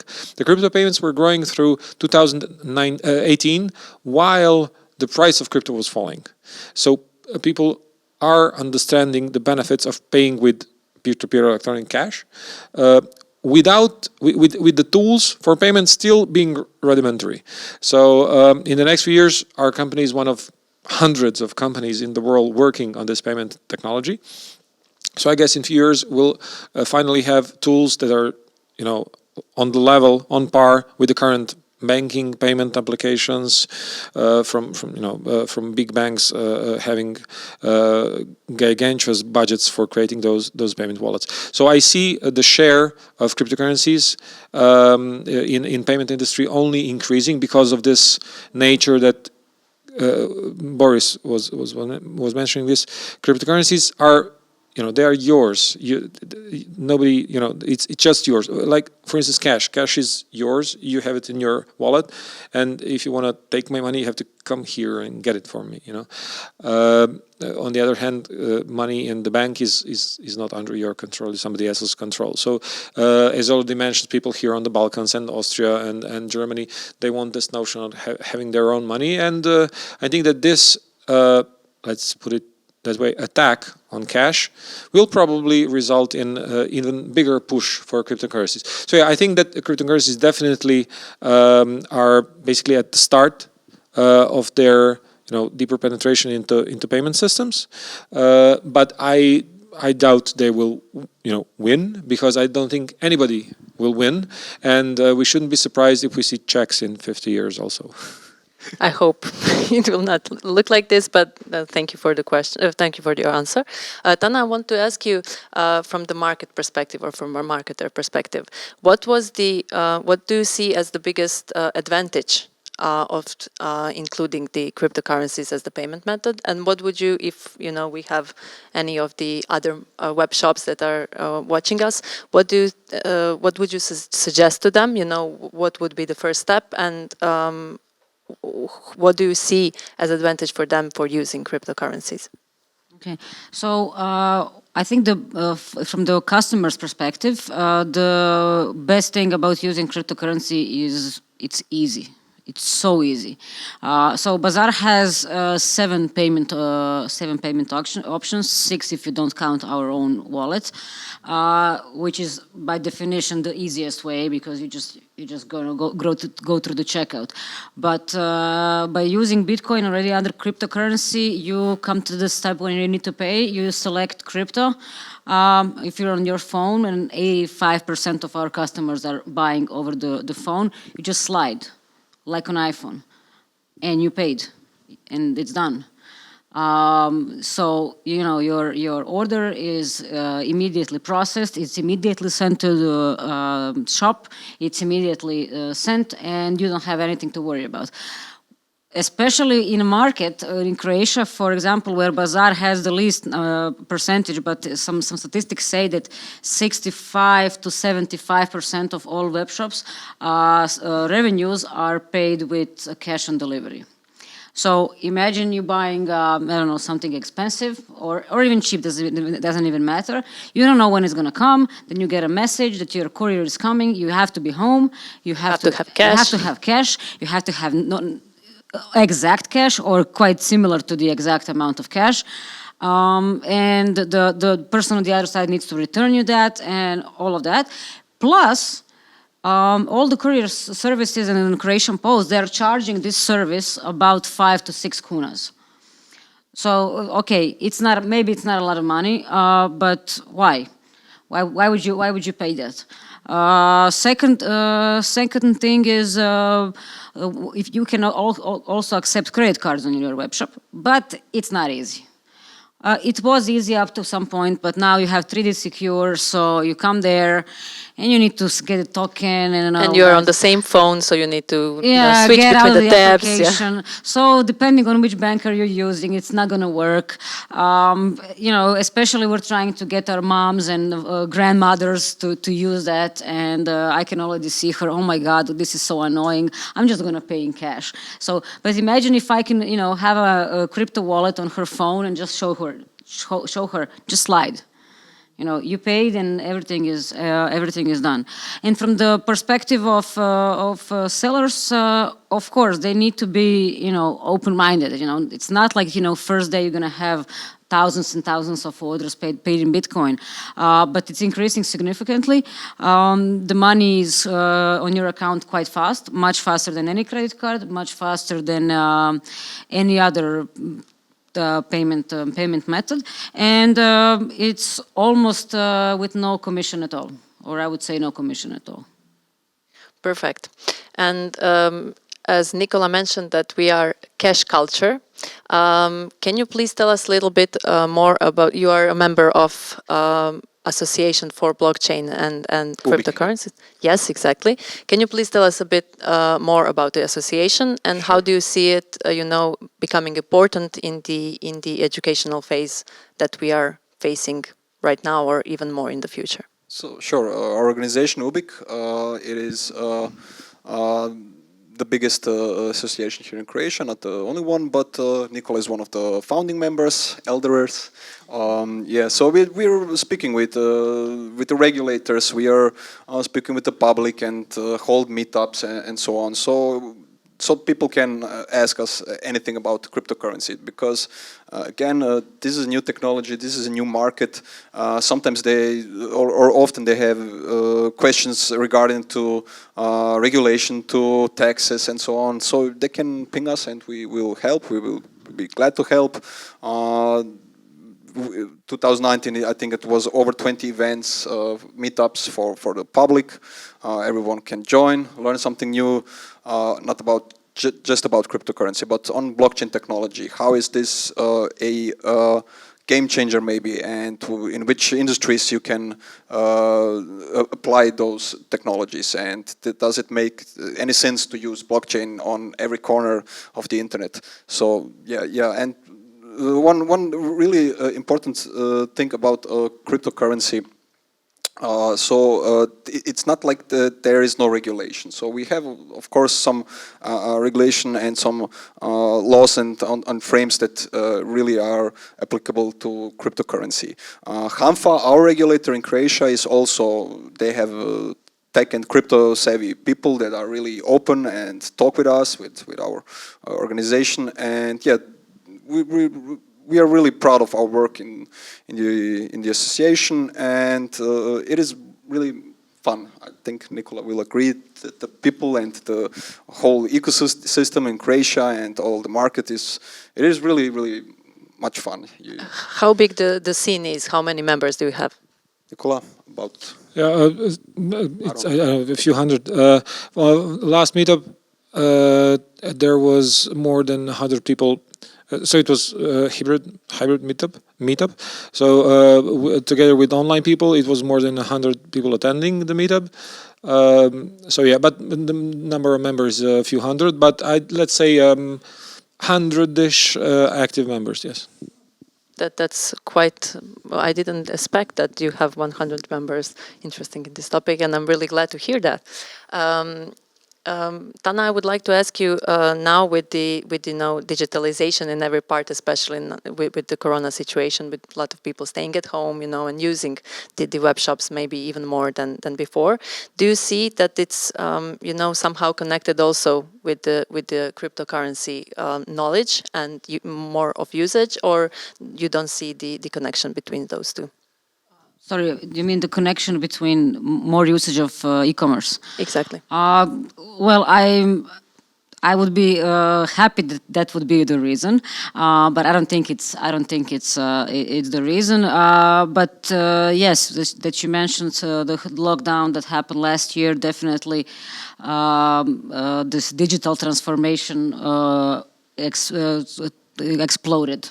So when you compare, for example, in Croatia, the share of e-commerce in GDP is, depending on what data you're looking at, but it's like 1.5%, 2%. For example, in 2019 in UK, it was 27%. So you can imagine where they are today. The official data is still not there, but it's probably over 30-40%.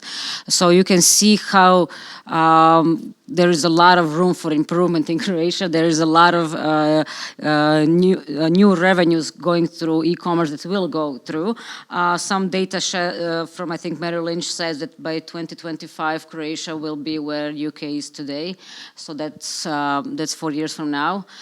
So definitely Corona opened up eyes to the people who were maybe not so tech savvy. They tried e-commerce in different ways, not just online shopping like Bazaar has, but in different ways. We had the food ordering and everything, and definitely crypto and all this buzz around crypto is probably helping in a way that people are understanding this technology maybe more. They're reading about it, they're educating themselves. But I wouldn't say that crypto still has an impact on our e-commerce, but I really hope it will in the future. Perfect. I would like to know when I talk about crypto, and one of the biggest question marks or the biggest let's say suspicions that people have is value of the crypto and with which is connected. If you are talking about cash or something, you have gold, you have this, and you have assets and so on. So what is the asset or the value of the cryptocurrencies? Yeah, well, that's a really hard question. That question is a bit easier when you're talking about companies because they produce stuff, but valuing companies is also very hard. Most people can do it. Most professional investors do it badly. That's why we have two of you. And no, I also do it badly because it's very hard to compete with the market. Which means that basically most people don't know how to properly value a company because it's complicated. And then valuing something that doesn't have a business supporting it.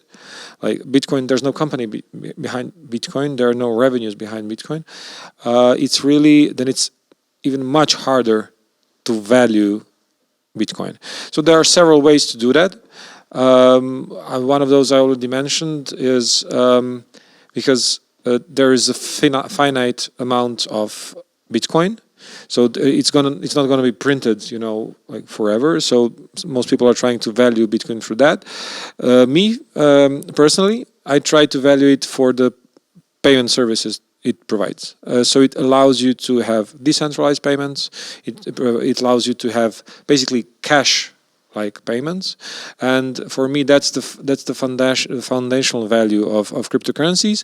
And then if you take another step, I don't even really care for the value of cryptocurrencies to be able to make payments because there are now cryptocurrencies that are tied to the value of dollar, of euro, or whatever, which basically has a stable value, and you can make decentralized peer-to-peer, anonymous, trustless payments with a crypto token that's always valued at €1.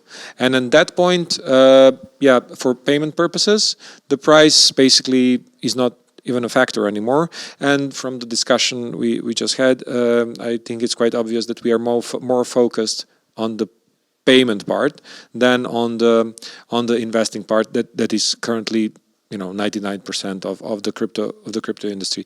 So maybe the right answer from me would be I don't really care about how price is formed because for the payment network we are trying to build, that's not relevant. Okay, I think we really got the different, let's say, point of views in this discussion. So you started the discussion, you will end it as well. Can you tell me what would be the conclusion of our today discussion, or how do you see the social impact of crypto becoming a thing, and what do you think the biggest advantages or disadvantages of cryptos are? Okay, I've been around for a few years, and I had also my doubt about the technology, about the market, about all the fishy things that are going on this free market approach. So yes, you can create new cryptocurrencies. We have many bad actors because it is money in the end of the day, and when money is online, you're inviting the sharks. Hackers, scammers, con artists, etc. So this is maybe the part that I... Don't say hackers. Nicolas says he's a hacker part-time, so... Bad actors, black hackers. He's a white hat hacker, a good one of the good ones. So yeah, I think cryptocurrency is not just a trend that will go away. We have in the past technologies that really promising so many things but never realized it. Cryptocurrency has so many good things and so many interesting perspectives. Again, one of the major that really drove me to this industry is really the technology. It is really interesting that we have like blockchain technology and the cryptography and consensus algorithms in a so interesting way built up that we can again generate new things, generate new systems, new layers of the internet, because Bitcoin or other cryptocurrency, in my opinion, will be the native money of the internet, because credit cards are broken by design. If you ever use it, I mean, all of us are using credit cards day to day, I guess, but they're broken by design. They're maybe already compromised or something, or again on the black market, something has happened with my money. So I trust more this system. So cryptocurrency is also a trust system, a trust machine, and I really like all the features. Really, it is not a perfect system for peer-to-peer electronic cash, but I think it is more fair and more resilient and future-proof, I think. So again, Bitcoin is now the biggest one, the first one. Everyone is talking about Bitcoin, and it is what's also really important. It's the most secure digital system in the world.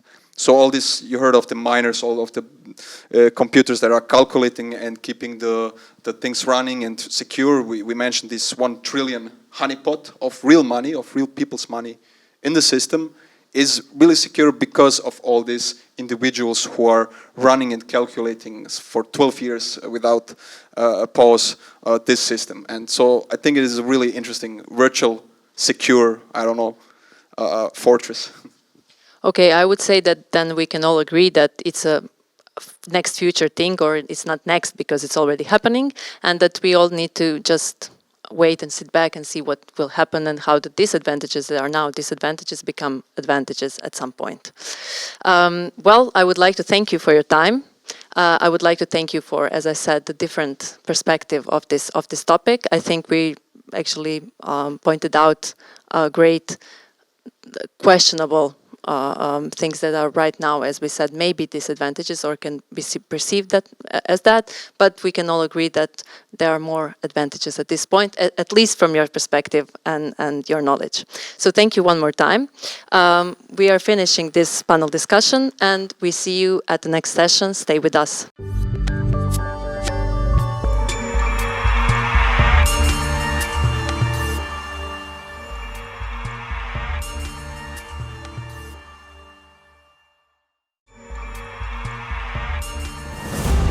Hrvatska putem europskih fondova kontinuirano ulaže u ravnomjerni razvoj Hrvatske kroz ulaganje u gospodarstvo i otvaranje novih radnih mjesta, te time osigurava bolju kvalitetu života i budućnost svih naših građana. Fondovi Europske unije donose nove poslovne prilike građanima i tvrtkama, te mijenjaju Hrvatsku nabolje.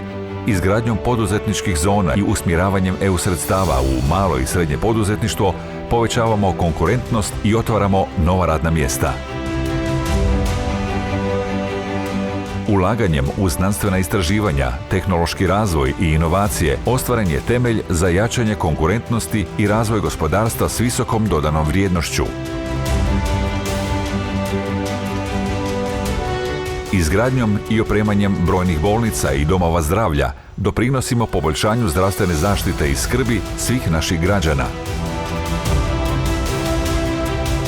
Poboljšanjem prometne povezanosti svih hrvatskih krajeva unapređujemo prometnu infrastrukturu, što povećava sigurnost u prometu i kvalitetu putničkog i robnog prometa.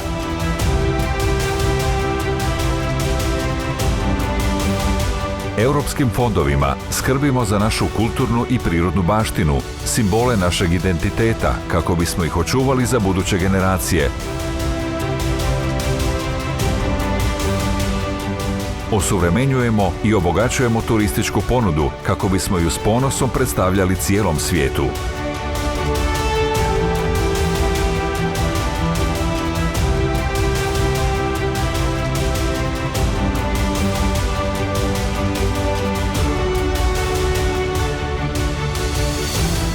Moderniziramo i proširujemo infrastrukturu za naše studente i gradimo društvo temeljeno na znanju u kojem će talentirani, inovativni i visoko obrazovani ljudi stvarati bolje sutra naše domovine.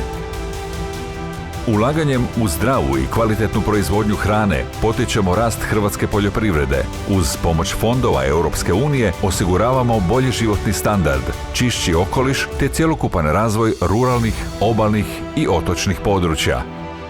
Ulažemo u naše ljude kroz otvaranje novih radnih mjesta, poboljšavanje socijalnih usluga, bolje obrazovanje, razvoj društvenog poduzetništva i civilnog društva, te tako osiguravamo kvalitetni život u Hrvatskoj.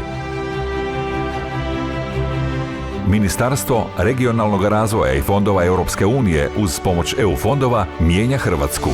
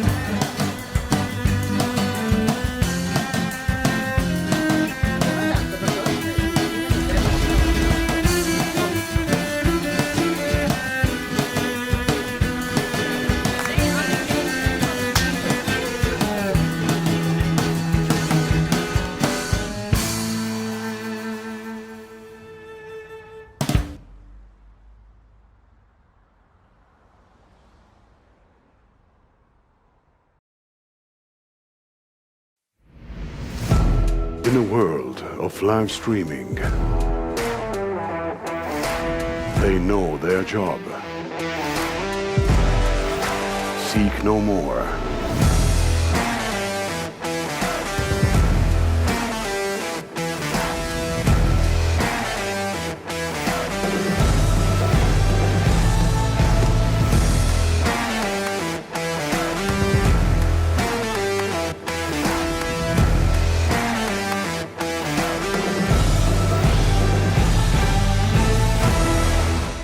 izvan fokusa. Slobodno im se javite na svim društvenim mrežama, telefonima ili kako god. Može?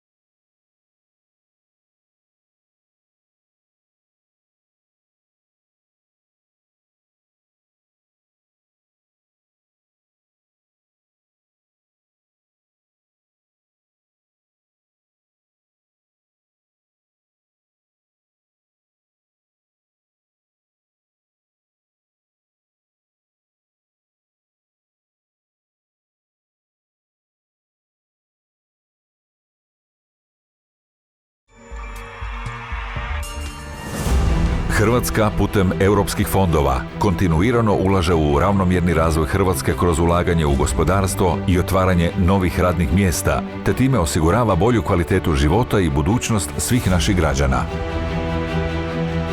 Fondovi Europske unije donose nove poslovne prilike građanima i tvrtkama, te mijenjaju Hrvatsku nabolje.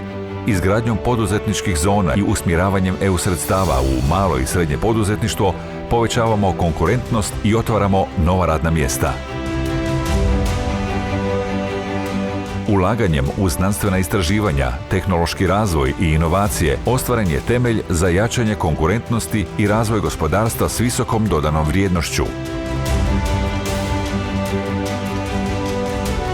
Izgradnjom i opremanjem brojnih bolnica i domova zdravlja doprinosimo poboljšanju zdravstvene zaštite i skrbi svih naših građana.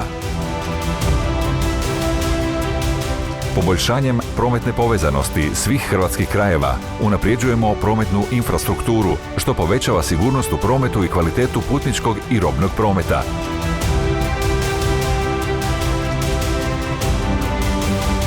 Europskim fondovima skrbimo za našu kulturnu i prirodnu baštinu, simbole našeg identiteta, kako bismo ih očuvali za buduće generacije. Osuvremenjujemo i obogaćujemo turističku ponudu kako bismo ju s ponosom predstavljali cijelom svijetu.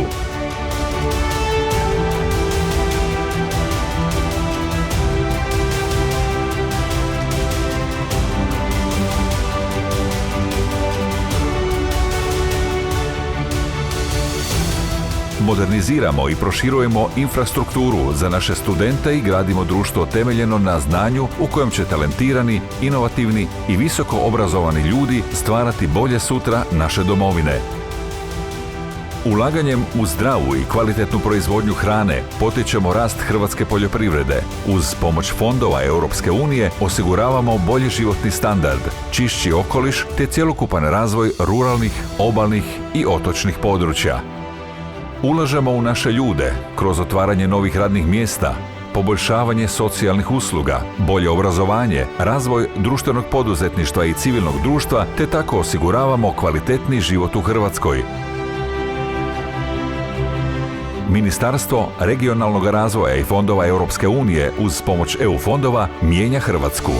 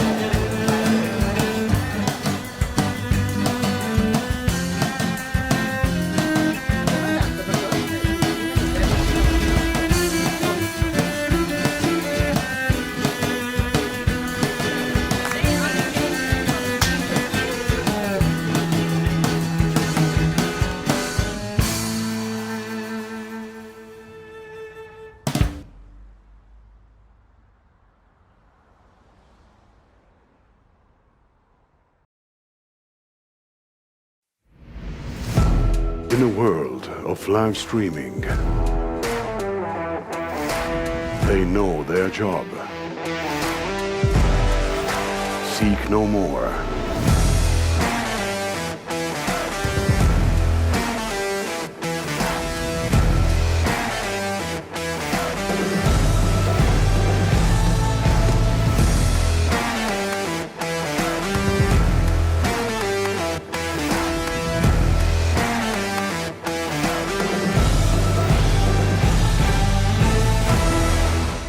izvan fokusa.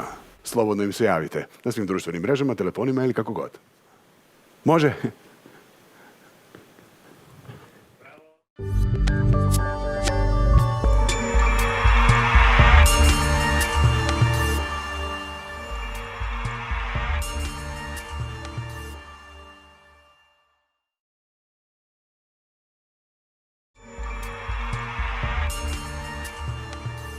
We hoped you enjoy your lunch break and welcome back to the LEAP Summit to Ideas and Tech Stage.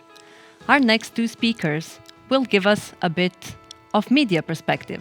They'll tell us about digital subscriptions and how they affect the media business. Please welcome Barbara Toma and Vanja Prahic.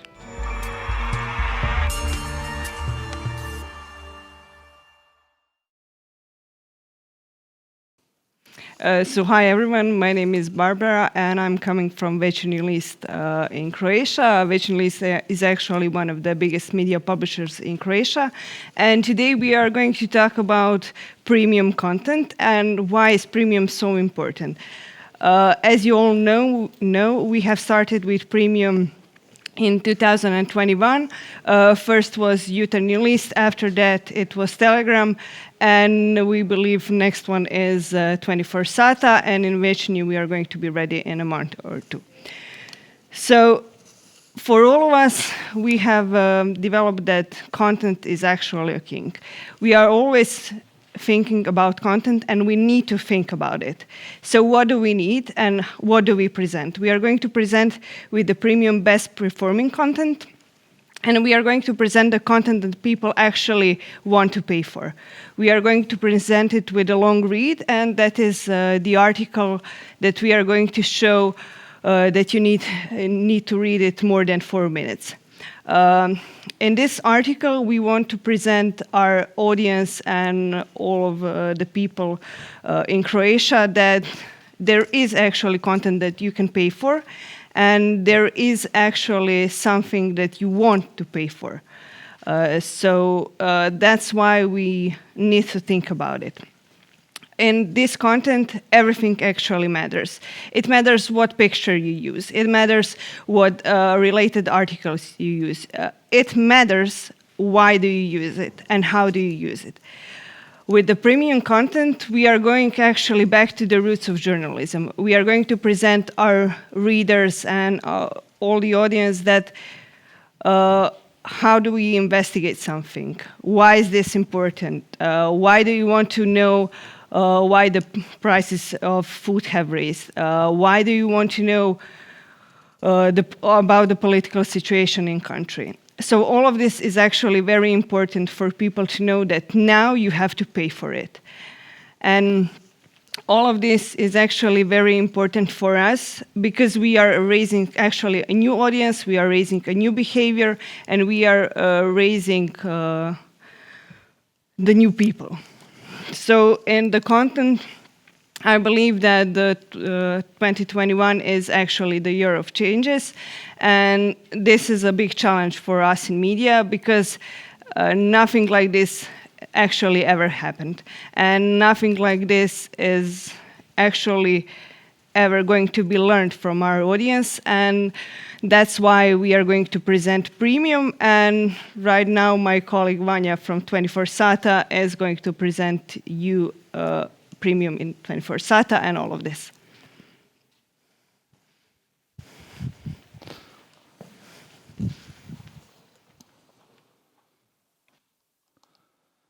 Okay, so hi everyone. My name is Vanja and I'm from 24 Sata, leading Croatian newspaper and news site. So Barbara was talking about the premium content that Večernji is going to have in the short future. But 24 Sata already started this adventure, and I would like to talk first about a little background how the media came to this business model of theirs, because we all know media in the beginning, especially the news sites, were just page views machines that were there to engage users with the stories with questionable titles known as clickbait, just to generate even more page views, which are part of the ads system that was already on most of the sites, and that is how the sites made money. But as you can see, the future has came, and the people have changed, their habits have changed, and now we have different TV shows, different series, different documentaries on the palm of our hand with Netflix. Now we can listen to probably every track in the world on Spotify, and now we all have these little devices that are mostly from the Android operating system or from the Apple operating system. And we think that Apple is a hardware company, but what we don't know is these all companies, besides the subscription models, they have a lot of data about our habits, about our usage, and about everything we do when we use their service. And you probably are asking yourself why a company that was founded in 1689 as a weapons foundry is here. Well, because Husqvarna is currently also on a mission to change their business model, because now you can find in Stockholm different, I would say, toolboxes where you can come, you can pay a flat fee, and you can take the tools, work with them. They are already cleaned, prepared, and well maintained. And after you are done, you return them to this battery box near the I don't know,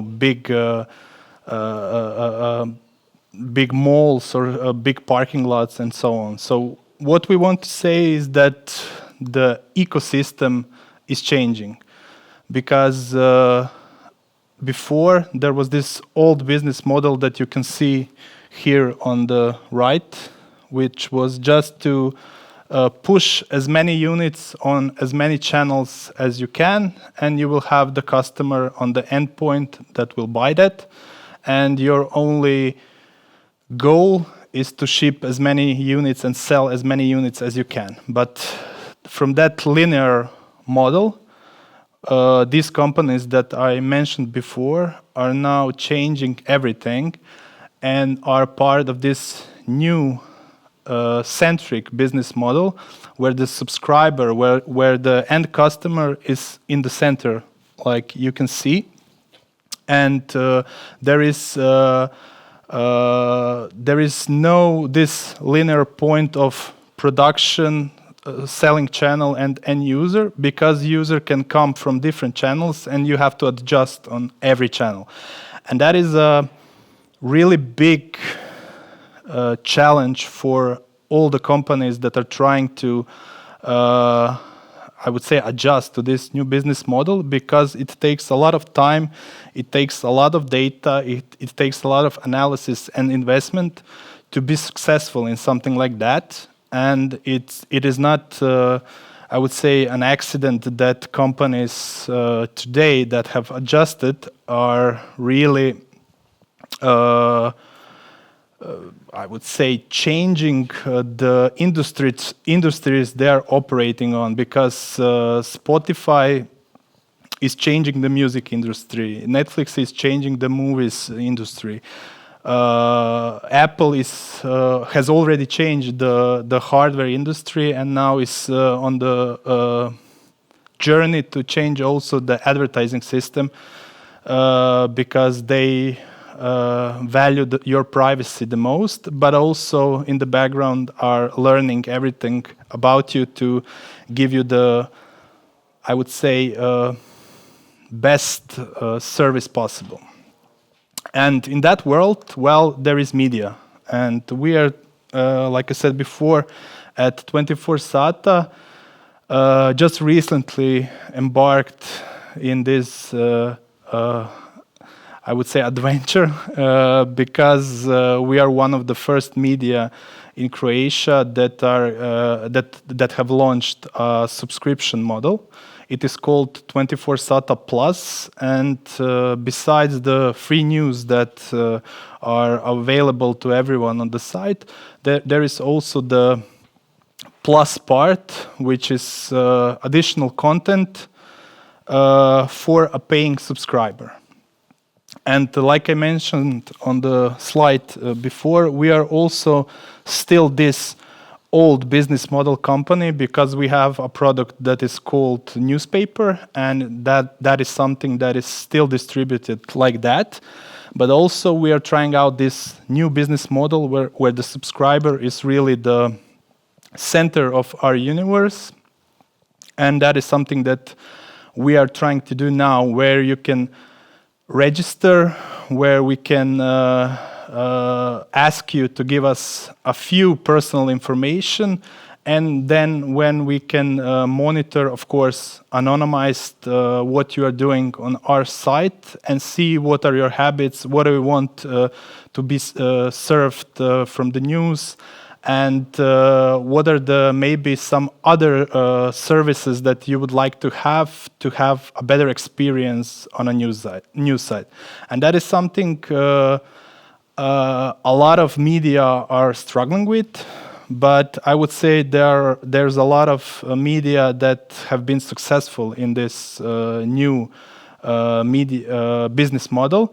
And of course, one of them is New York Times, which is really a technological unicorn now. And they started with the subscription business pretty early and committed to it. And now, after, I would say, more than a decade of learning, they are on the path to have incredible results and to transform their business like they imagined a lot of time earlier. We are just at the start. And I would say in Croatia, there is a big challenge to even, not really to just pay online, but it is a challenge to make people even pay online. And especially it is a challenge to make them pay for quality news, quality journalism, because I think the end user still doesn't understand why something that was free just yesterday is now behind a paywall. What is a challenge for us? Well, we need to first challenge the user in a way that he understands that we bring him something valuable, and not only to pay just for this one article, one quality investigative journalism and so on, but to make him understand that he is really contributing to the brand's mission, that he is contributing to journalists that are working in this media house, and that our values are really something that aligns with their values of our reader or our customer. And I think when we reach that stage, and I hope that will be in the next few years, it will be much easier to take your wallet and contribute to something like that. Well, thank you for your time, and I hope I will be here maybe next year, maybe in a few years, to take you through the journey that we are just starting now, and to get to know you with the results, I would say, challenging results and hopefully successful results in the end. Thank you very much.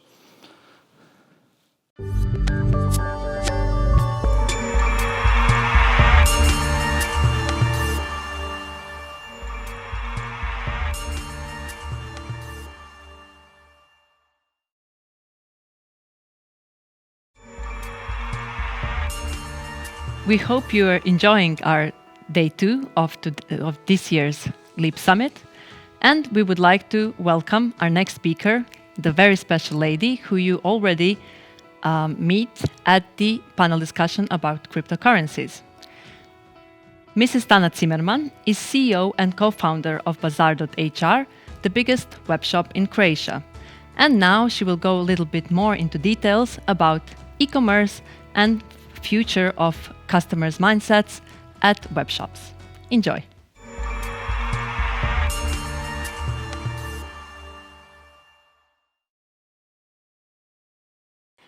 Hi, everyone.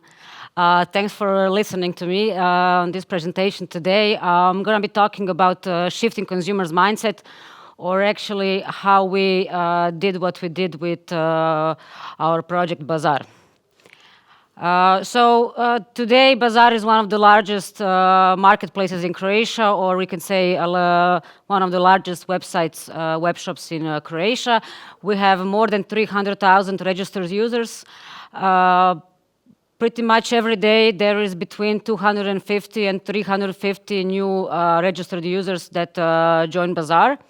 Also, we have more than 200,000 products from more than 700 partners. And at this moment, we are about 15,000 orders monthly. All these numbers that I'm telling you today, they seem like a huge success, and they seem like something that is very easy to achieve, but the story is actually way, way different. My idea was to tell you a little story about what actions, what things in life actually helped us to get where we are today, and to show you that this path was not really easy. It was a huge challenge, not just ours, but every success story from the outside seems like a very easy thing to do, but in the back is actually a lot of hard work, some luck, but in the end a lot of hard work. As I mentioned already, so today we are one of the largest web shops in Croatia. As you can see on this slide, there's a lot of us. This picture was taken, the Bazaar team, on our team building in September of 2020. Since this photo was taken, we hired at least 10 people, and at this moment we have at least 10 job openings in different departments, from IT, marketing, purchasing, customer service, and finance. Just a few years ago, it was only me and my brother Victor. A couple of months later, we had a team of 3 programmers and salespeople joining our team, but it took us a lot of hard work in order to get to 40 plus very successful people that we have today.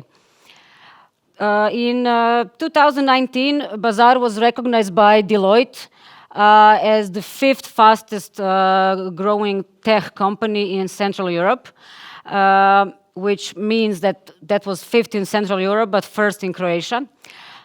We had a growth of increase in sales from 2015 to 19, 2,821%.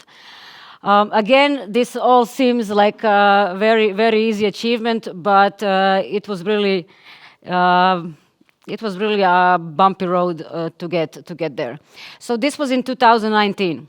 A year later, that was last year, we were again recognized by Deloitte, and we were again in the Fast 50 category as 39th, I believe, fastest growing tech company in Central Europe, and 2nd in Croatia. As we always wanted to be the leaders in our software and technology, we always wanted to have the best what we could get. This is the screenshot of our current checkout system. So you can see that we have cryptocurrency. We were one of the first web shops to implement cryptocurrency, but a year ago we were also one of the first shops to implement KEXPay. And maybe this seems like an easy thing to do, but later on I will show you how actually it was quite a challenge. Moreover, in 2016, that means 5 years ago, we were the first web shop in whole of Europe to introduce subscription model, fully automated subscription model. The first one we did for Pampers diapers, because we realized diapers is something that, of course, parents need every couple of weeks, and it's usually very bulky, and it's very hard to carry it from the stores. And the whole idea was like, moms should be home with their kids and not getting to the stores to get the best possible price and to get diapers for their kids. But let's rewind 14 years back. So this is how Bazaar it is today. But I wanted to tell you a story on how everything actually started. So 14 years ago, I just finished my junior year at Rochester Institute of Technology, and I got a chance to go to United States for an internship. I was in a conference center called Tarrytown House. And I was there my second time, because in 2006 I was there also for a short period. So I came there in 2007, and of course, comparing to Croatia, there were some differences living in the States. Everything was a bit more modern than it was here, but there was one thing that, when I look from today, is the thing that actually changed my mindset, and it's actually quite simple. I was the supervisor in this conference center, and we had a very busy day one day. We had many guests checking in. It was really busy, and me and my colleague, we went to a local McDonald's to get some food for our team, because we were all very hungry, and all the restaurants in the area were closed. My colleague knew that I actually wanted to buy a car so that we can travel around the States, and my dream car then was Volkswagen Beetle, and I wanted a bright yellow Beetle. And I was looking around on cars.com and on different websites, more or less classified sites, because all of this was in 2007.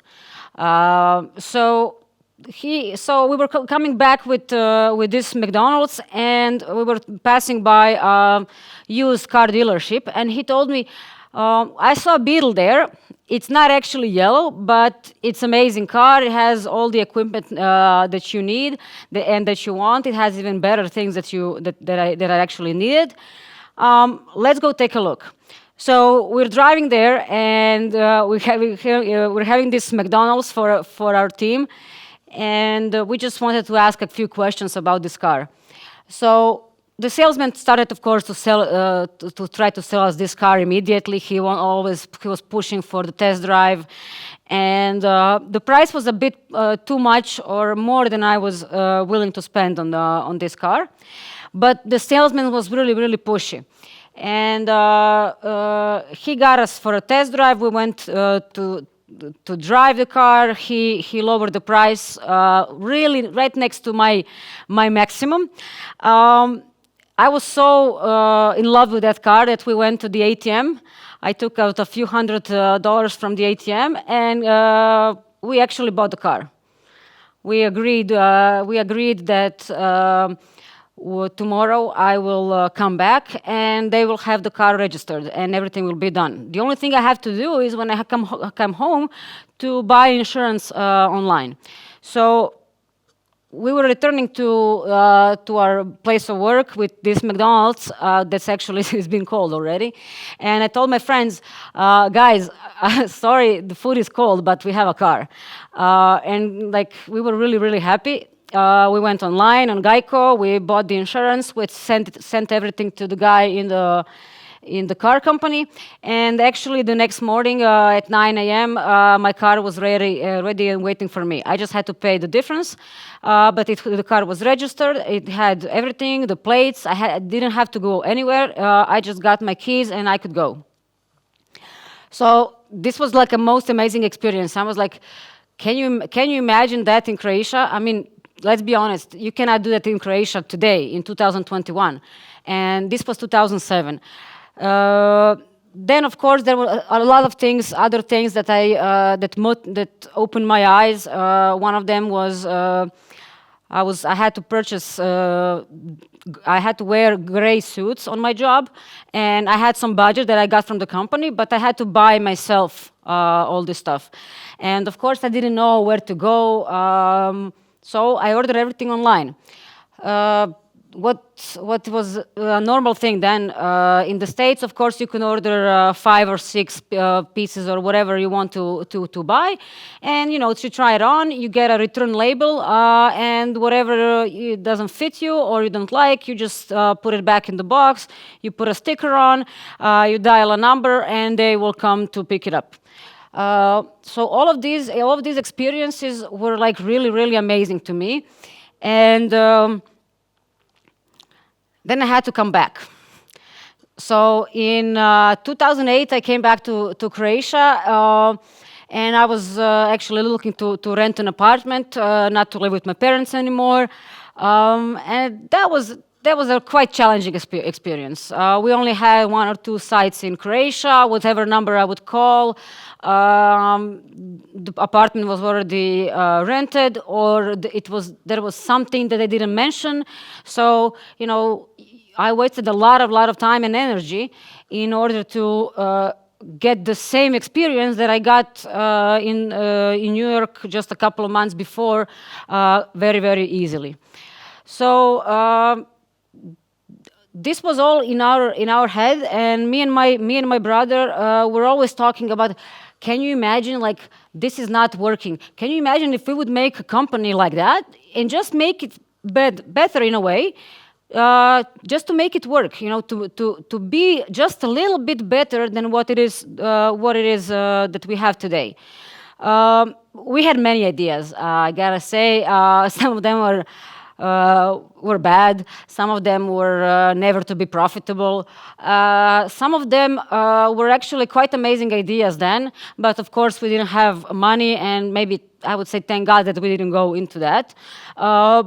But we really had many ideas what we wanted to achieve, and it was all connected with digital. It was all connected in some sort of e-commerce, some sort of how technology can help you, how technology can change your life, how technology, with using technology, you can you can do some things much easier and much faster. And we were really thinking about a lot of these ideas. While I was actually still working at the time for Philip Morris, I was working in sales, so I was working on a job that had nothing to do with technology. I was working on a position that was completely without technology. The only technology we used was a laptop and a cell phone. But we were always thinking about how and what can we do. We were always, having some crazy ideas. And one day, me and my brother got into idea to create some sort of a classified site, and to make it a bit different, to make it more secure, to have everything for real estate searching that you need, such as maps, such as location. So we were looking at the thing that was on the market, and we just wanted to make it better. And we started talking about it. It took us a few months to really got that idea ready for something to be put out. But at some point, we just decided, okay, let's just start it. Let's start it, and let's see what's going to happen. So my brother was then on his also 3rd year college, and he went back to Zagreb, and we started Bazaar. So one of the first mistakes that I can say from today's perspective is that not only that we started working on Bazaar, but we actually established a company. We hired people. We had some, we made everything like a real company, although we didn't really have a product yet. So we worked on it really, really hard, and a few months later, actually on May 21st, we launched this. You can see this is a screenshot from my Facebook, so that was 8 years ago. Our first version of Bazaar. It was our test to see if the customers will recognize this. So we knew that this wasn't good. We knew that this wasn't what we wanted. We knew that this wasn't much better than whatever was on the market then. But we just wanted to put it out, to see the reactions of the people, and to see if we can really change mindsets with this. So we launched this. It was 9 a.m. in the morning. I can still remember like it was today. We got so many clicks on our Facebook post at the time that our service went down. This night, 9-something p.m. is when we got our first offer from an investor who wanted to invest in this. We were really shocked. We were like, "Are you sure that you want to invest? We just started. We're not live even for 12 hours." But this, all of this gave us some energy and positivity to push on and to go even further. As you can see, at that point we didn't have real estate, which was our first and main reason why we started that. And why we didn't have it, because we didn't have the technical capabilities and we didn't know how to do it properly. We did it after a couple of months later. We added it actually on this, and things started to improve. But we were still not really happy with this. We wanted to. We realized that there are 3 or 4 different areas that you can have here. You have cars that you need to buy in person. You have real estate that you need to see in person before you buy or rent. And everything else are more or less products that can be shipped, that can be, something like a real e-commerce. And we were talking about it a lot, and we got to one idea. Why don't we make a hybrid version from a classified and a web shop? Why don't we offer this to certified sellers, so certified shops, so they can sell actually on Bazaar, and that Bazaar would guarantee to its customers that they will get the product they ordered, or Bazaar will return money to them. So we went to Dubrovnik on a startup weekend. This was in October 2013, and we were working on this idea for the whole 2 days, and we won. We got the first place. Our reward was actually a voucher for team building that we actually never used. We still have it in the office. But this was another proof, because in this jury there were many people whose opinion we actually took really seriously. From Alan from Skype, and it was Tina Liodinsky, our professor from college at the time, my ex-colleague from Philip Morris, Miss Zdenka Lončar. So we really appreciated the feedback that we got, and we started working on it. How naive we were shows the fact that it took us 1.5 years from this moment to change the site completely in order to launch it on March 28, 2015. And why I'm showing this picture? This is actually a screenshot from our system where you can see that it's half in English, it's half in Croatian, because we just wanted to go out. And we launched it. It was a Friday. I can still remember that day. It was a team of 4 of us, actually 5 of us, sorry, in Bazaar. We were working Friday night. We shut the site off somewhere around 1 a.m. And around 5 a.m. we launched our new redesigned Bazaar, who is now an e-commerce site. So around 5, 6 in the morning, we were so tired, we actually went to bed. And of course, we didn't post it on Facebook or anywhere that we changed the site, because we were planning to do that after we wake up, because we were really, really tired. But what happened? While we were sleeping, and you can see here on this picture, at 10 a.m. in the morning, our seller actually created a shipment. And by 11:16 a.m., the shipment was already sent. So what happened? While we were sleeping, one customer came to our site and was our first customer.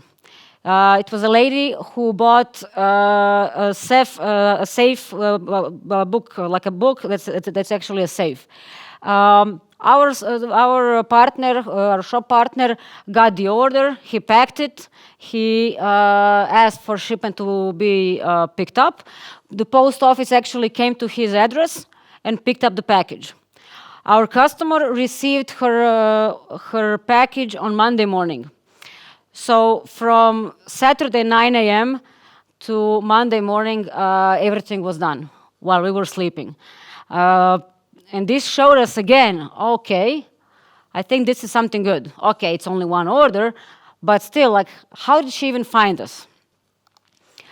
Then we got some feedback, what was good. People really liked the large assortment that we had. But we had, of course, we made some mistakes. Some of the mistakes, one of the biggest mistakes we made is actually when we fixed this mistake, our revenues increased for hundreds and hundreds of percent. And what that was, we actually thought that we're going to be different and that we don't need cash on delivery because people are going to trust us. But they didn't.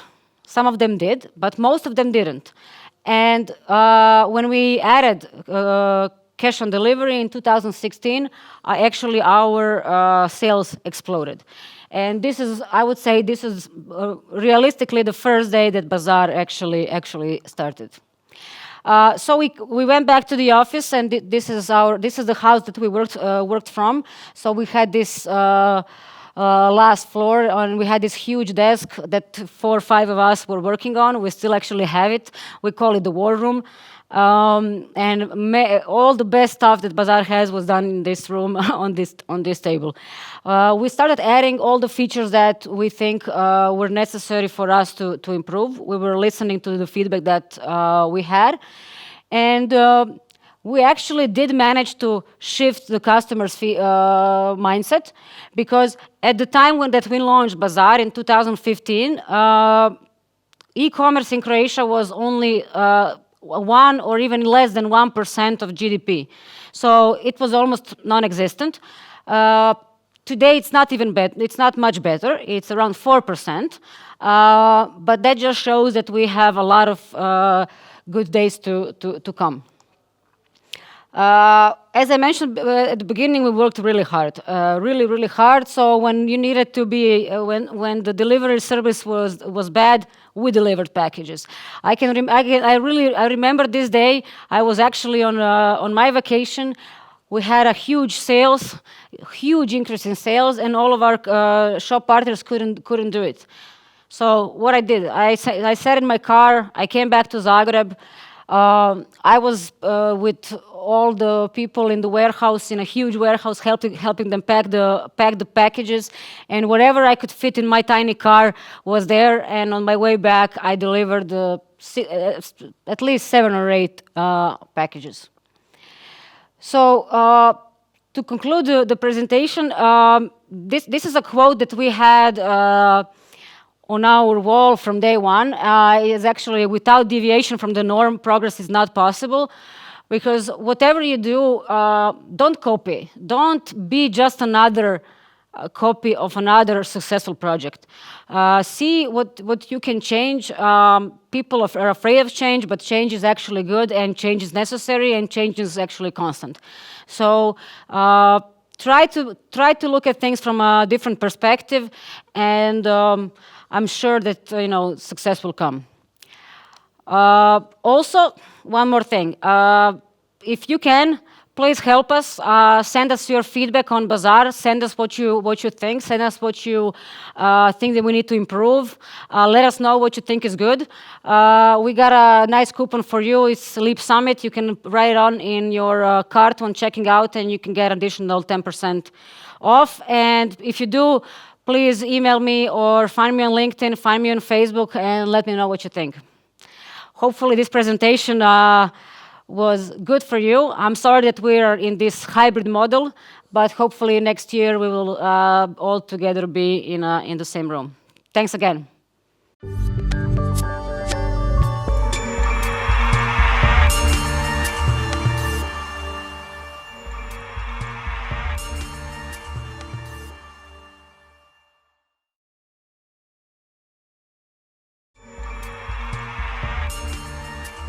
Hello and welcome back.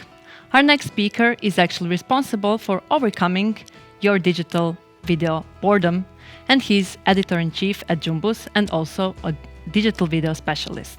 Mr. Dominik Beber will tell us more about how to improvise, adapt, overcome, repeat, and do it all again in digital video creation world. Enjoy.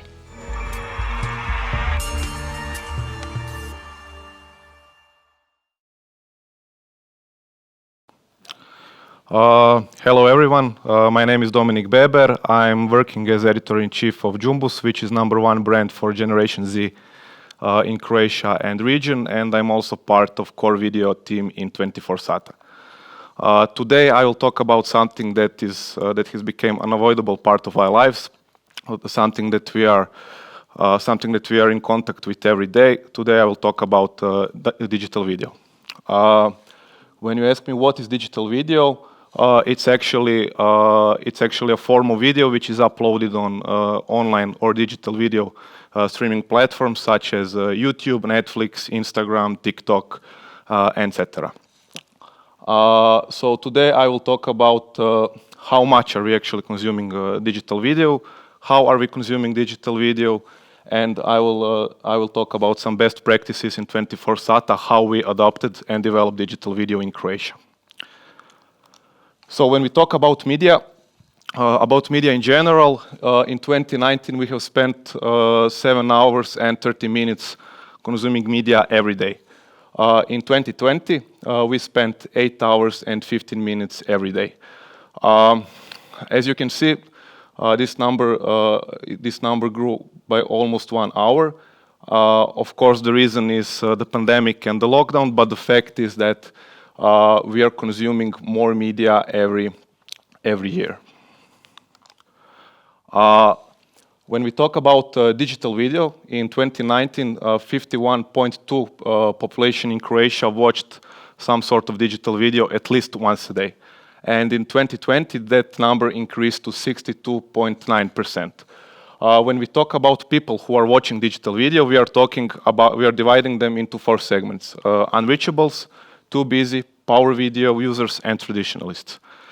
Who are they? I will explain right now.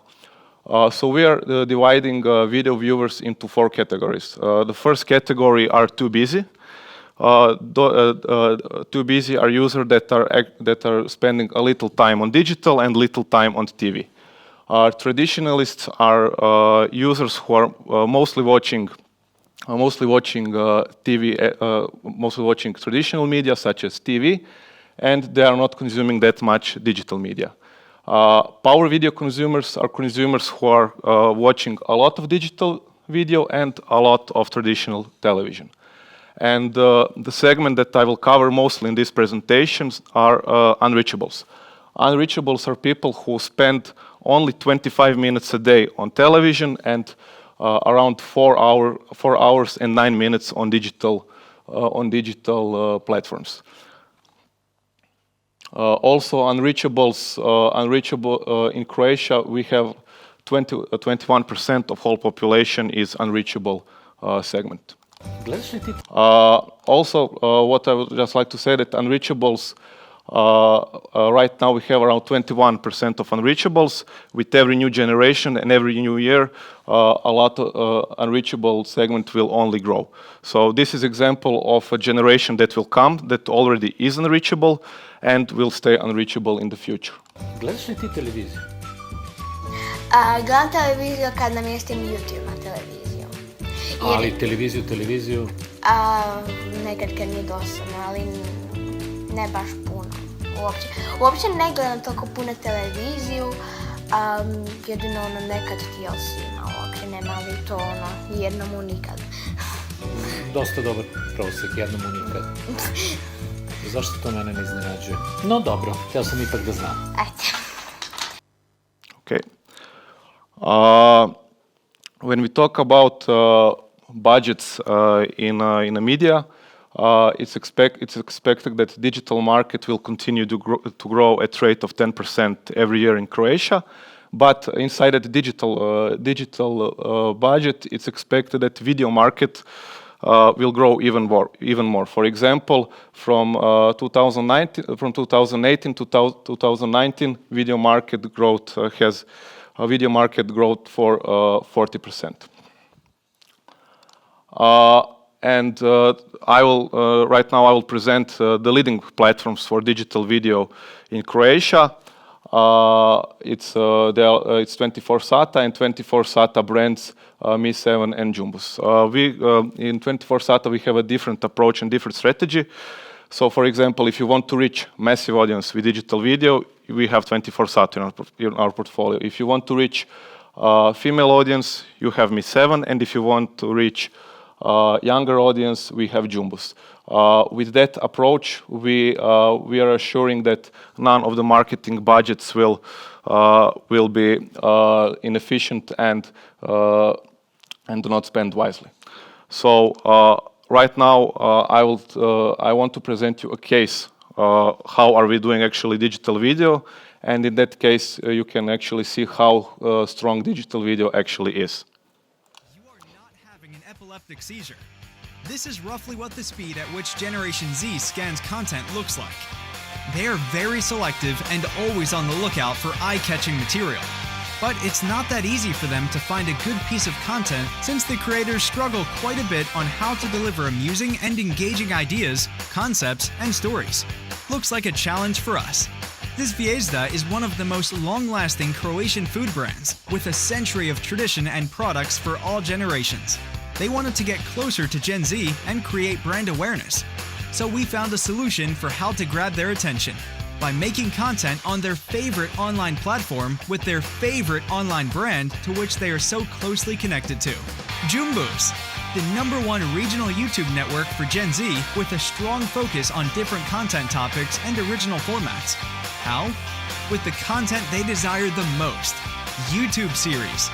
A format we knew our fans already know and love. Yeah, it's already seen on Jumbus. Yes, but no. We presented Teja's Diaries, a series enriched with a new, different approach to storytelling with life topics relevant to Gen Z, told in their lingo. Through the character of an ordinary teenage girl, in every episode, we talked about problems and situations they face every day, from peer pressure, hostile friends, to first love relationships. The fans exploded with excitement. Instead of the classic, already seen product placement, we integrated one special character who presented the brand as part of the cast throughout episodes. It was an unobtrusive and innovative way of client integration into the content. The series spread from its YouTube base to other Jumbus social media profiles where we boosted the story through interactive and engaging content. Apart from 8 exciting episodes, we also launched the cover song, which became an instant Gen Z hit. Teja's Diaries totally aced the results, and the campaign passed with flying colors.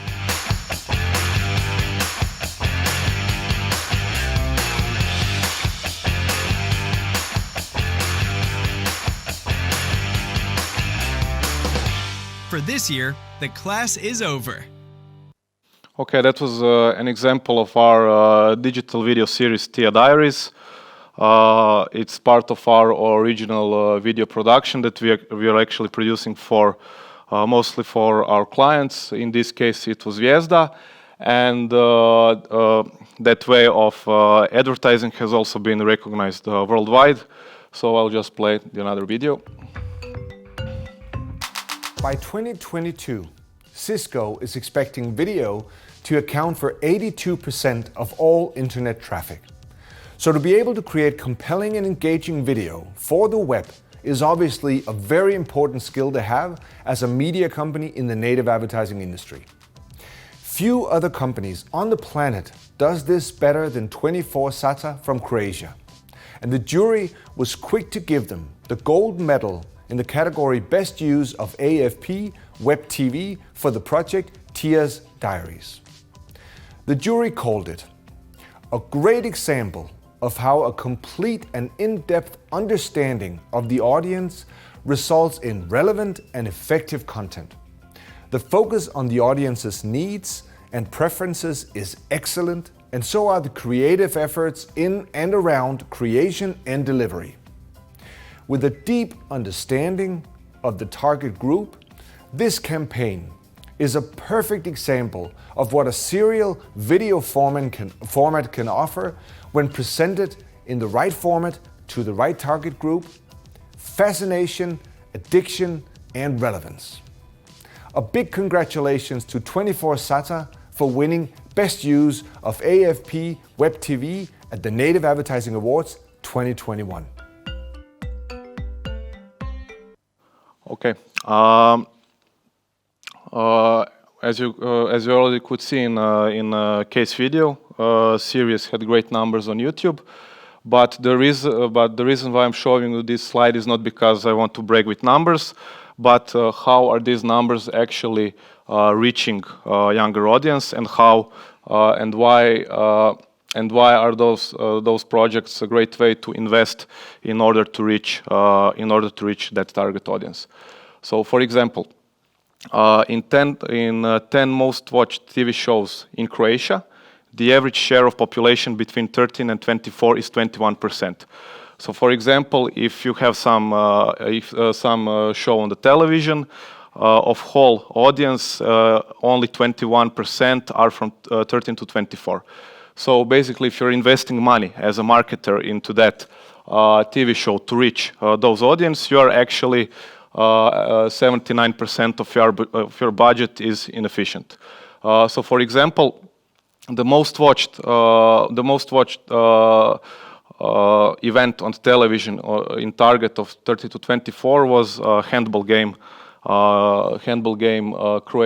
Croatia against Spain, with 172,000 views in that target.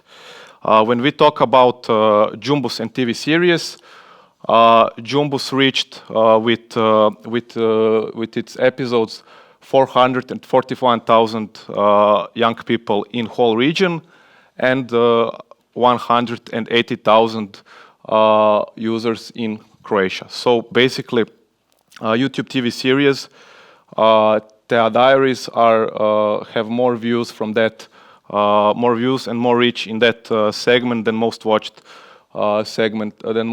event on the television. And right now I want to talk about another project, but before that, just to give you a little context, this slide shows number of views of all media in Croatia on online channels. The yellow bar represents Instagram views of all media in Croatia. Red bar represents YouTube views of all media in Croatia, and blue bar represents Facebook views. As you can see, and as you already know, our original production is mostly distributed on YouTube, but we had a situation when in 2020, all medias in Croatia had a fall of 40% of views on YouTube. The reason is TikTok. We have a new player who disrupted the YouTube plans and plans of the all media in Croatia who are trying to do something on YouTube. So then we go to, so how do we approach that problem? It's time to improvise, after some research, of course. So we wanted to create something that will use the power of TikTok to bring back views and audience on YouTube. So we launched the first TikTok talent show in Croatia. When we were in a search for a new TikTok star, it's a form of online talent show, and the episodes were aired on YouTube, but all other content and challenges were on TikTok. The results, we had 1,500 applications. We had 6 YouTube episodes with total views of 1 million views and 30 TikTok videos with over 2 million views. But the most important thing is that with that show we had the same results of views as our series in 2019. So that's actually the approach that we are using in 24 SATA. We have to always be in trend, and we always have to be. We always have to take a risk, and in the end, it's always worth it. But all of our projects cost money. Video production is not cheap, and we have to find a way how are we going to finance all that. Of course, we have sponsors in our series. We are doing native, but it's not. But it's still not enough. It's still not enough money to have even better and more content on digital video. The problem is that most of the budget still goes to television, which is not odd, and it's not something that is wrong. I mean, television is still really strong. You could also see that even if it's a traditional media, television in 2020 had 8% of growth when we are looking at the views in 2019. But budgets are not following the rapid growth of digital video. The money that is invested in digital video in Croatia is not this number of almost 298 millions. It's most of that money goes to Facebook, YouTube, and only a small part goes to digital video. So we had to find a solution how to attract that money from television and bring it to digital video, so we can grow and expand our business. The idea is not to fight with television for money, but the actual idea is to work with televisions in order to have happier customers and marketers. So the solution that our solution is actually called Total Video. I will explain it right now. So as you can see, when you invest money in television, after some point that curve becomes flat, and the money that you are spending on television becomes inefficient. But when you add online video or digital video to that investment, you are actually getting a higher reach, and actually clients are investing in higher reach. So when we are talking about total video, it's actually an extension of TV advertising in a digital environment with the use of TV metrics, and and we are also making custom creatives just for online video. With total video, when you're combining it with TV advertising, you are able to reach 21% of audience that is not that you cannot reach on traditional platforms, or how we call them unreachables. So what are we actually doing? In cooperation with client and creative agency, we are developing a 6-video format that you can use in all other media. It's not only for our media, but we are actually trying to share that knowledge with all other medias and all other medias in Croatia. Why 6-second videos? Because 6-second video format is perfect for attention span on online media. How are we actually measuring it? The idea is that everything is measurable. On TV, you have GRPs, but on online media we are measuring views and unique users from all other platforms such as our web portals, Facebook, YouTube, etc.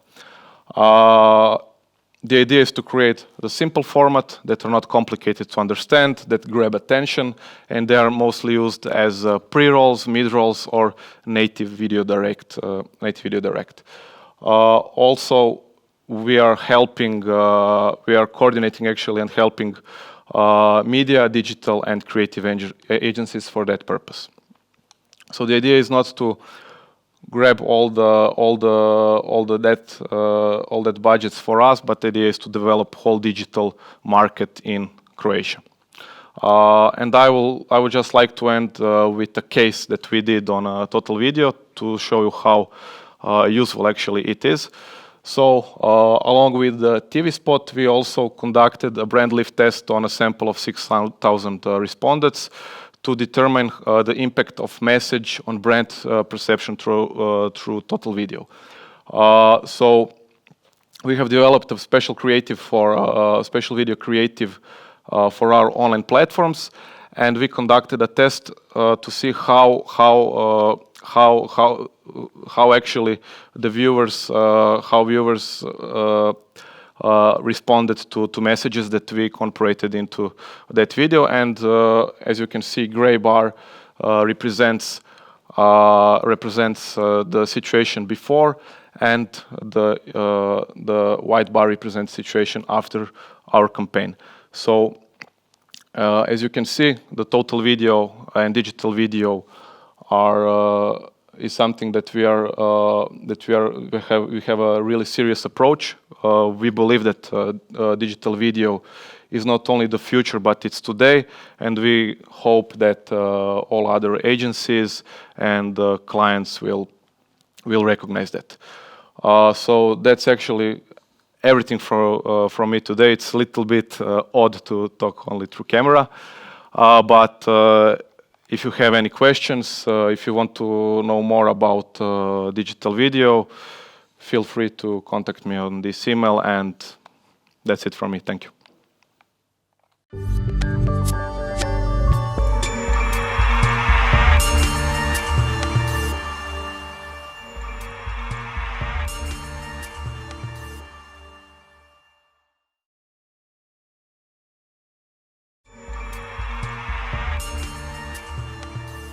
Okay, before we finish with today's session, we are having our last speaker. He's actually responsible for all the inspiration that you guys get from the Croatian podcasts, because he's the founder of Podcast Incubator. You probably all know about this website, so please welcome Mr. Marko Petrak, and he will tell us more about golden era of podcasts and how will they keep up in the future.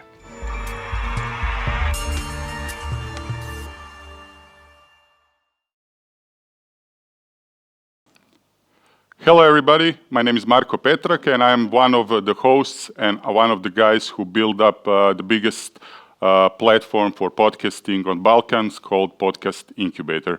When I started doing this, started lecturing about podcasting and podcasts maybe 4 years ago when we started, then most of the time I spent on explaining to the people what podcast really is.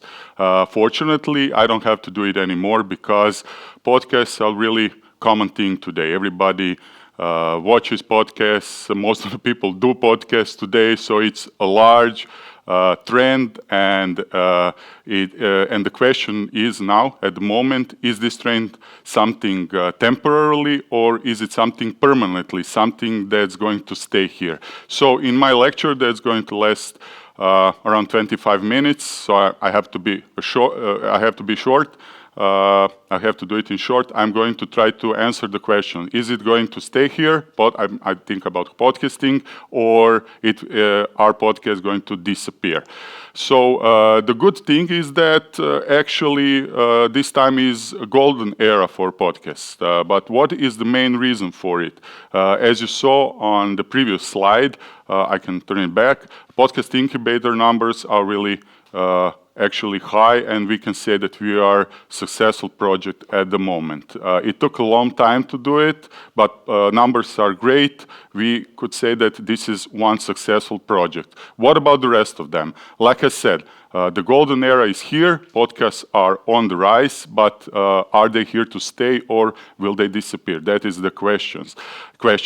So first of all, I would like to try to explain what is the reason for this kind of popularity that podcasts gained in the last, I would say, year and a half or two.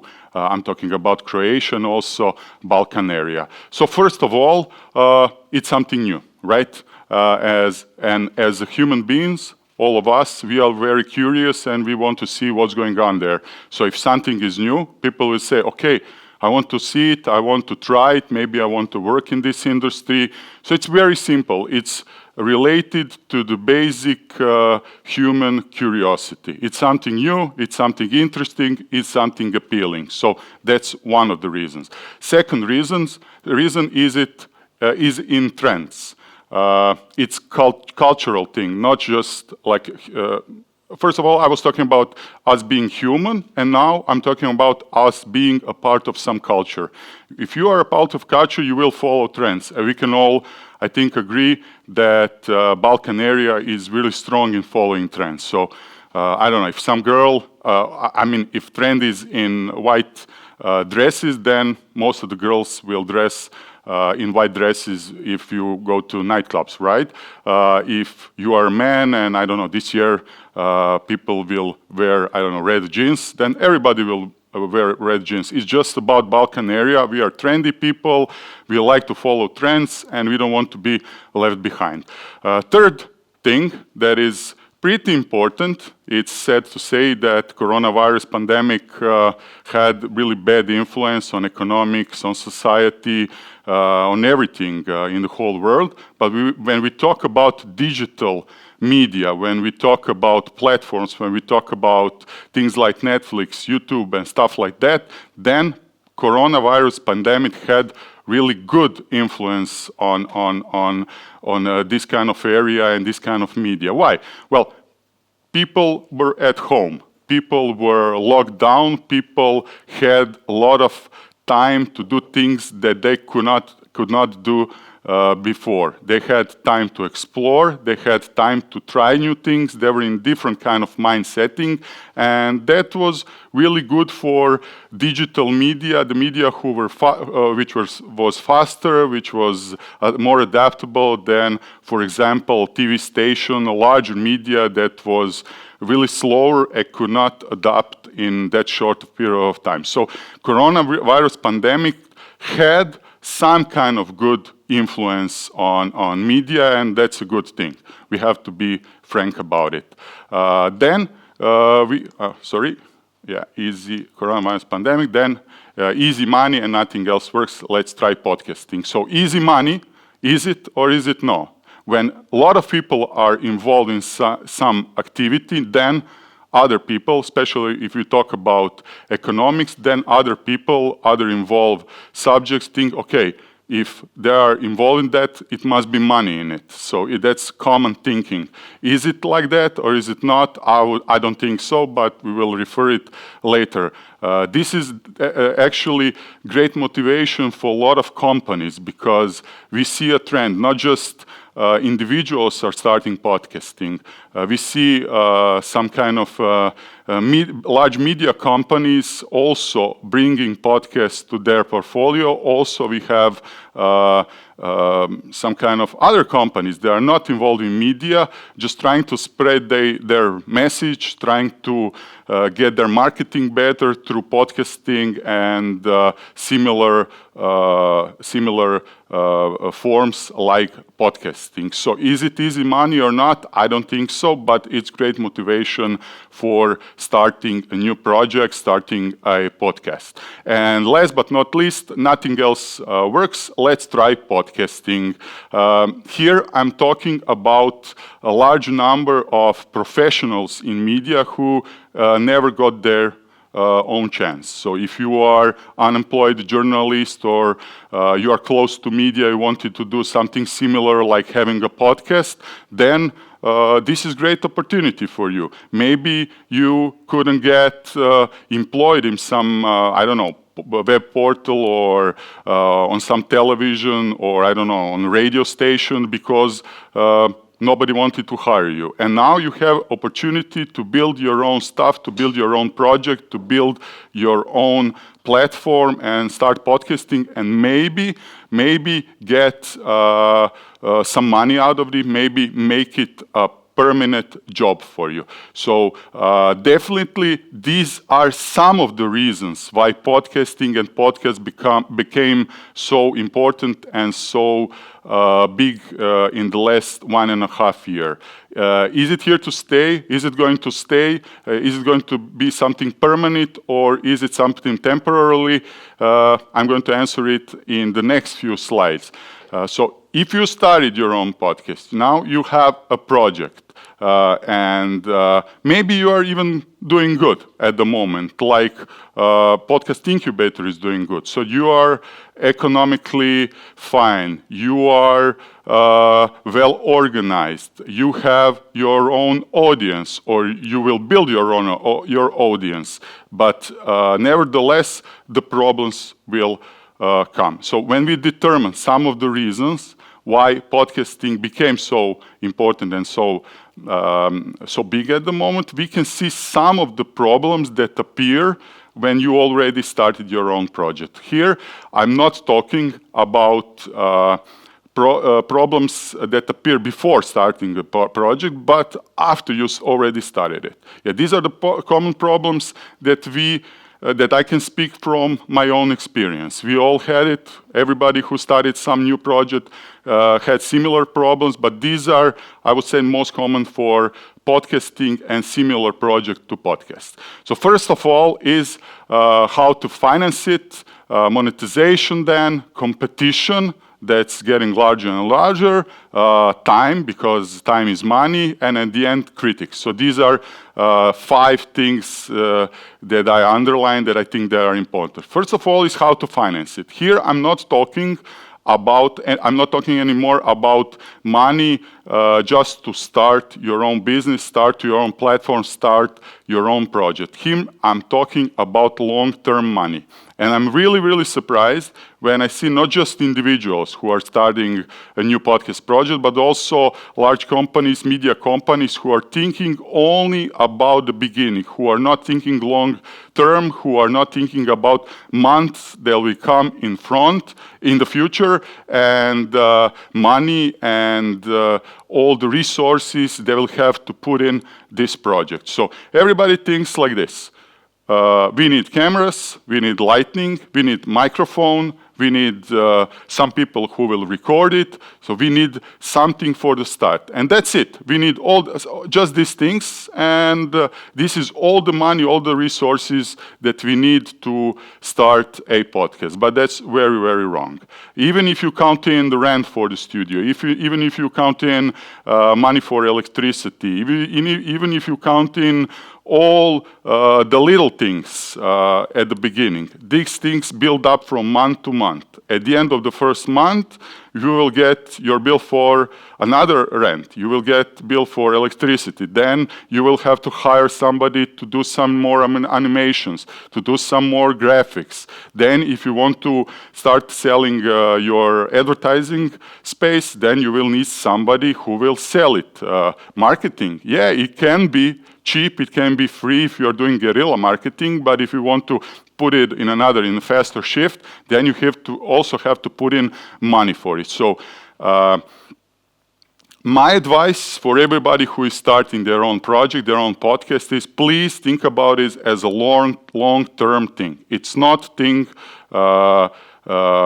it's not just about equipment. It's not just about studying it. It's about a project that will last for a year or 2 or 3 until you get some money back. So it's a first problem. And when I talk about it here, I talk more about companies and firms and media companies who are starting their own business, because I see all of this very, very highly produced podcasts who are starting, who are doing really great at the beginning, but after 2 or 3 months, they just disappear. I saw it over and over again, and I'm very sorry to see it, but like I said, long term, you have to do it long term. So when we did financing, then we can go to monetization. And here, I'm more referring to individuals, to professionals that are, or not professionals, so individuals, they want to start their own podcast, their own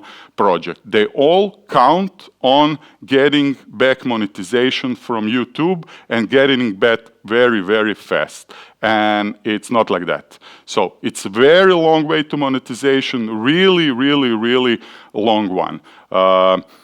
Unfortunately, money from YouTube, the money that you are getting back is so low, so poor that I cannot even express it.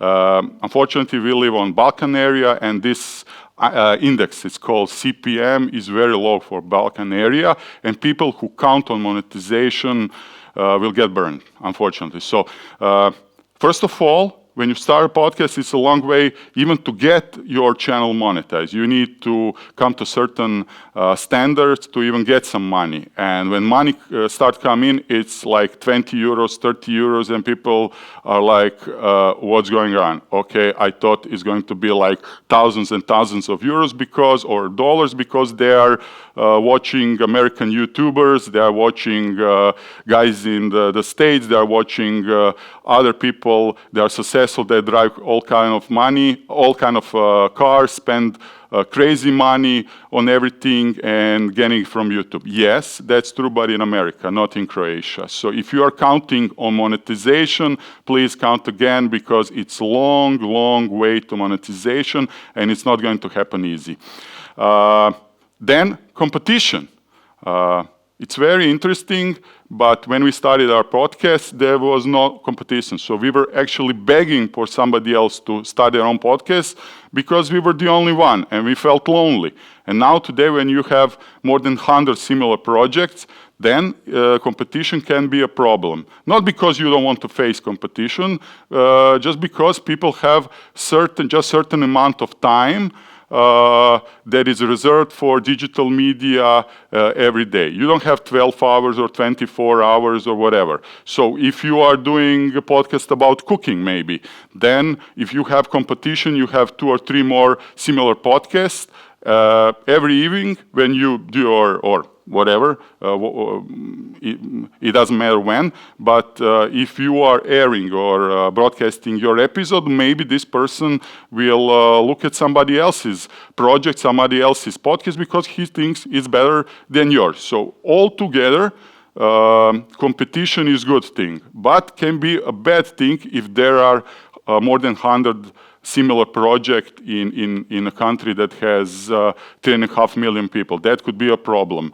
even for digital media that is growing so fast. So competition could be a problem. Competition is good. Try to cope with competition on the way that you are getting better,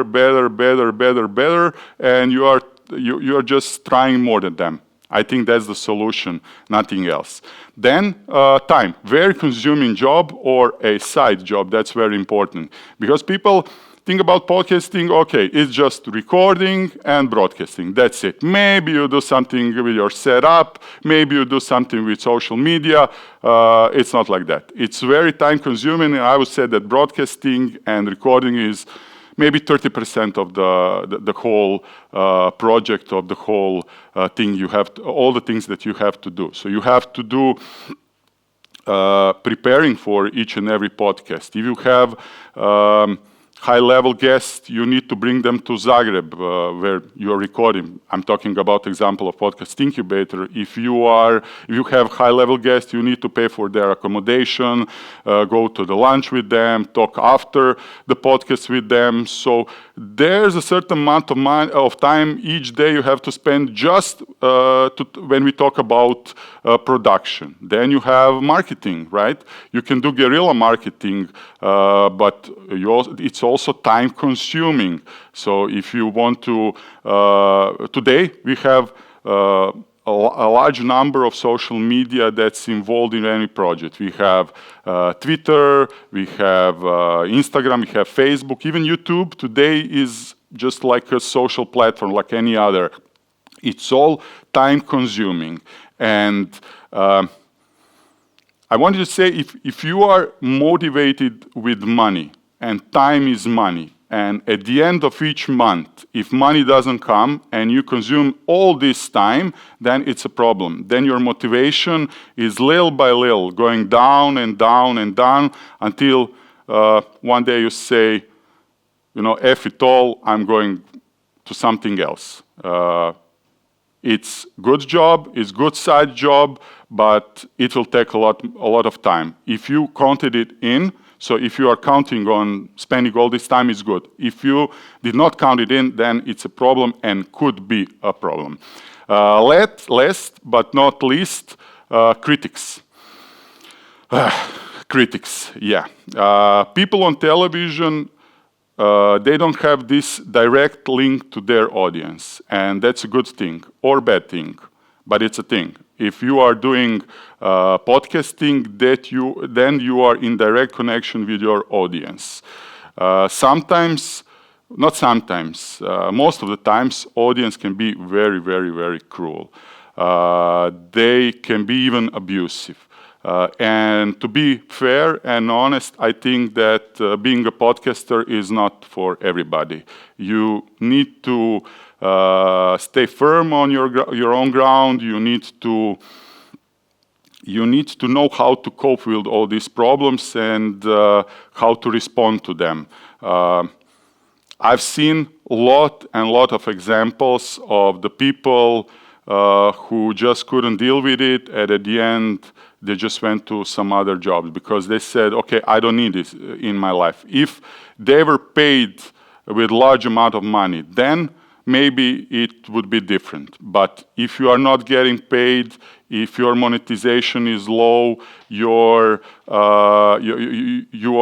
doing that with less and less will. At the end, if you are getting bad critics, if you are getting bullied from your own audience, I don't think it's going to work. Like I said, I've seen it over and over and over. A lot of people just, saying, I don't want to do it anymore. Critics are too harsh. Critics are too abusing. So yeah, maybe something else.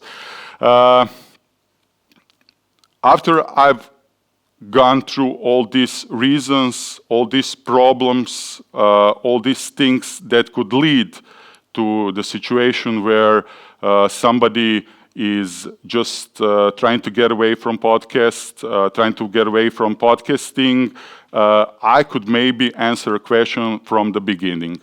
Are podcasts here to stay, or they are something temporary? So that's the big question. If you ask me frankly, I don't know. Probably most of the podcasts will just disappear because only the best one will survive. I'm not here talking just about the business success. I'm talking about content success, because people cannot watch hundreds and hundreds of podcasts. They can only watch, I would say, 10 to 20 of them in Croatia, if we talk only about Croatia.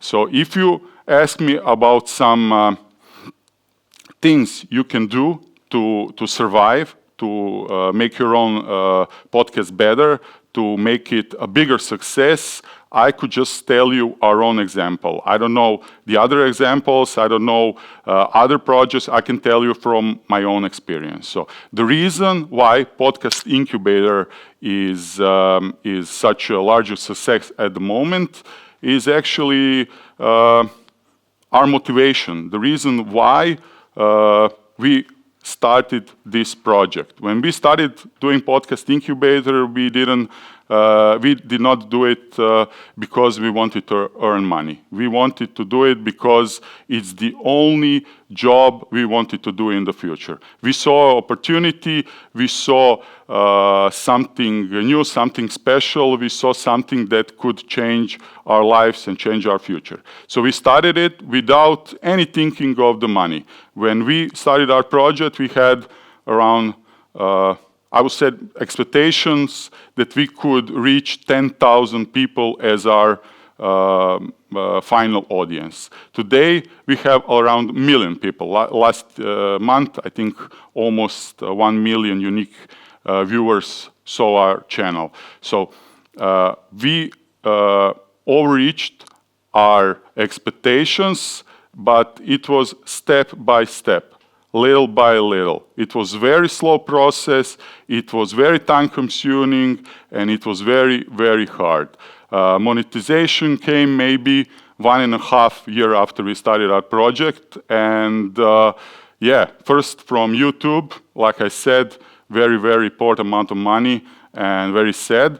But when we started doing, when we started selling our advertising space, then it became much, much easier and much better.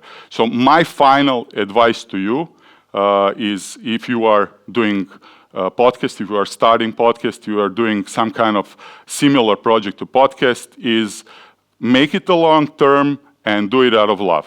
I know it sounds corny, I know it sounds crazy, but it's true. If you are going to do it because you want to earn a large amount of money, it's not going to work. If you are a company who is starting your own podcast to earn money, you're not going to do it. It's impossible at the moment. You can only do it because you love it, because you think it's a great way to express yourself, and if you want to do it because you see yourself as a podcaster. That's the only thing to do it, that's the only honest way to do it, and if you do it like that, then I think you have much more chance to survive than the other projects.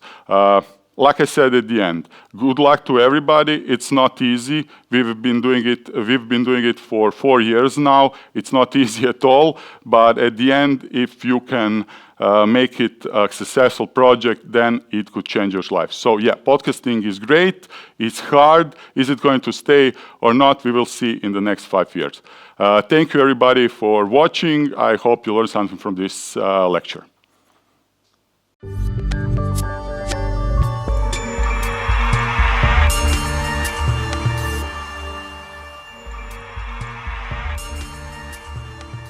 That's it. We came to an end of a LEAP Summit 2021. We would like to thank to our general partner, European Commission, and also to other partners, as well as our speakers, and of course you, our dear LEAPers. We hope you will continue to follow us on our official Facebook and Instagram account, because LEAP Summit 2022 is just around the corner. Until then, goodbye from Bern University, and stay inspired.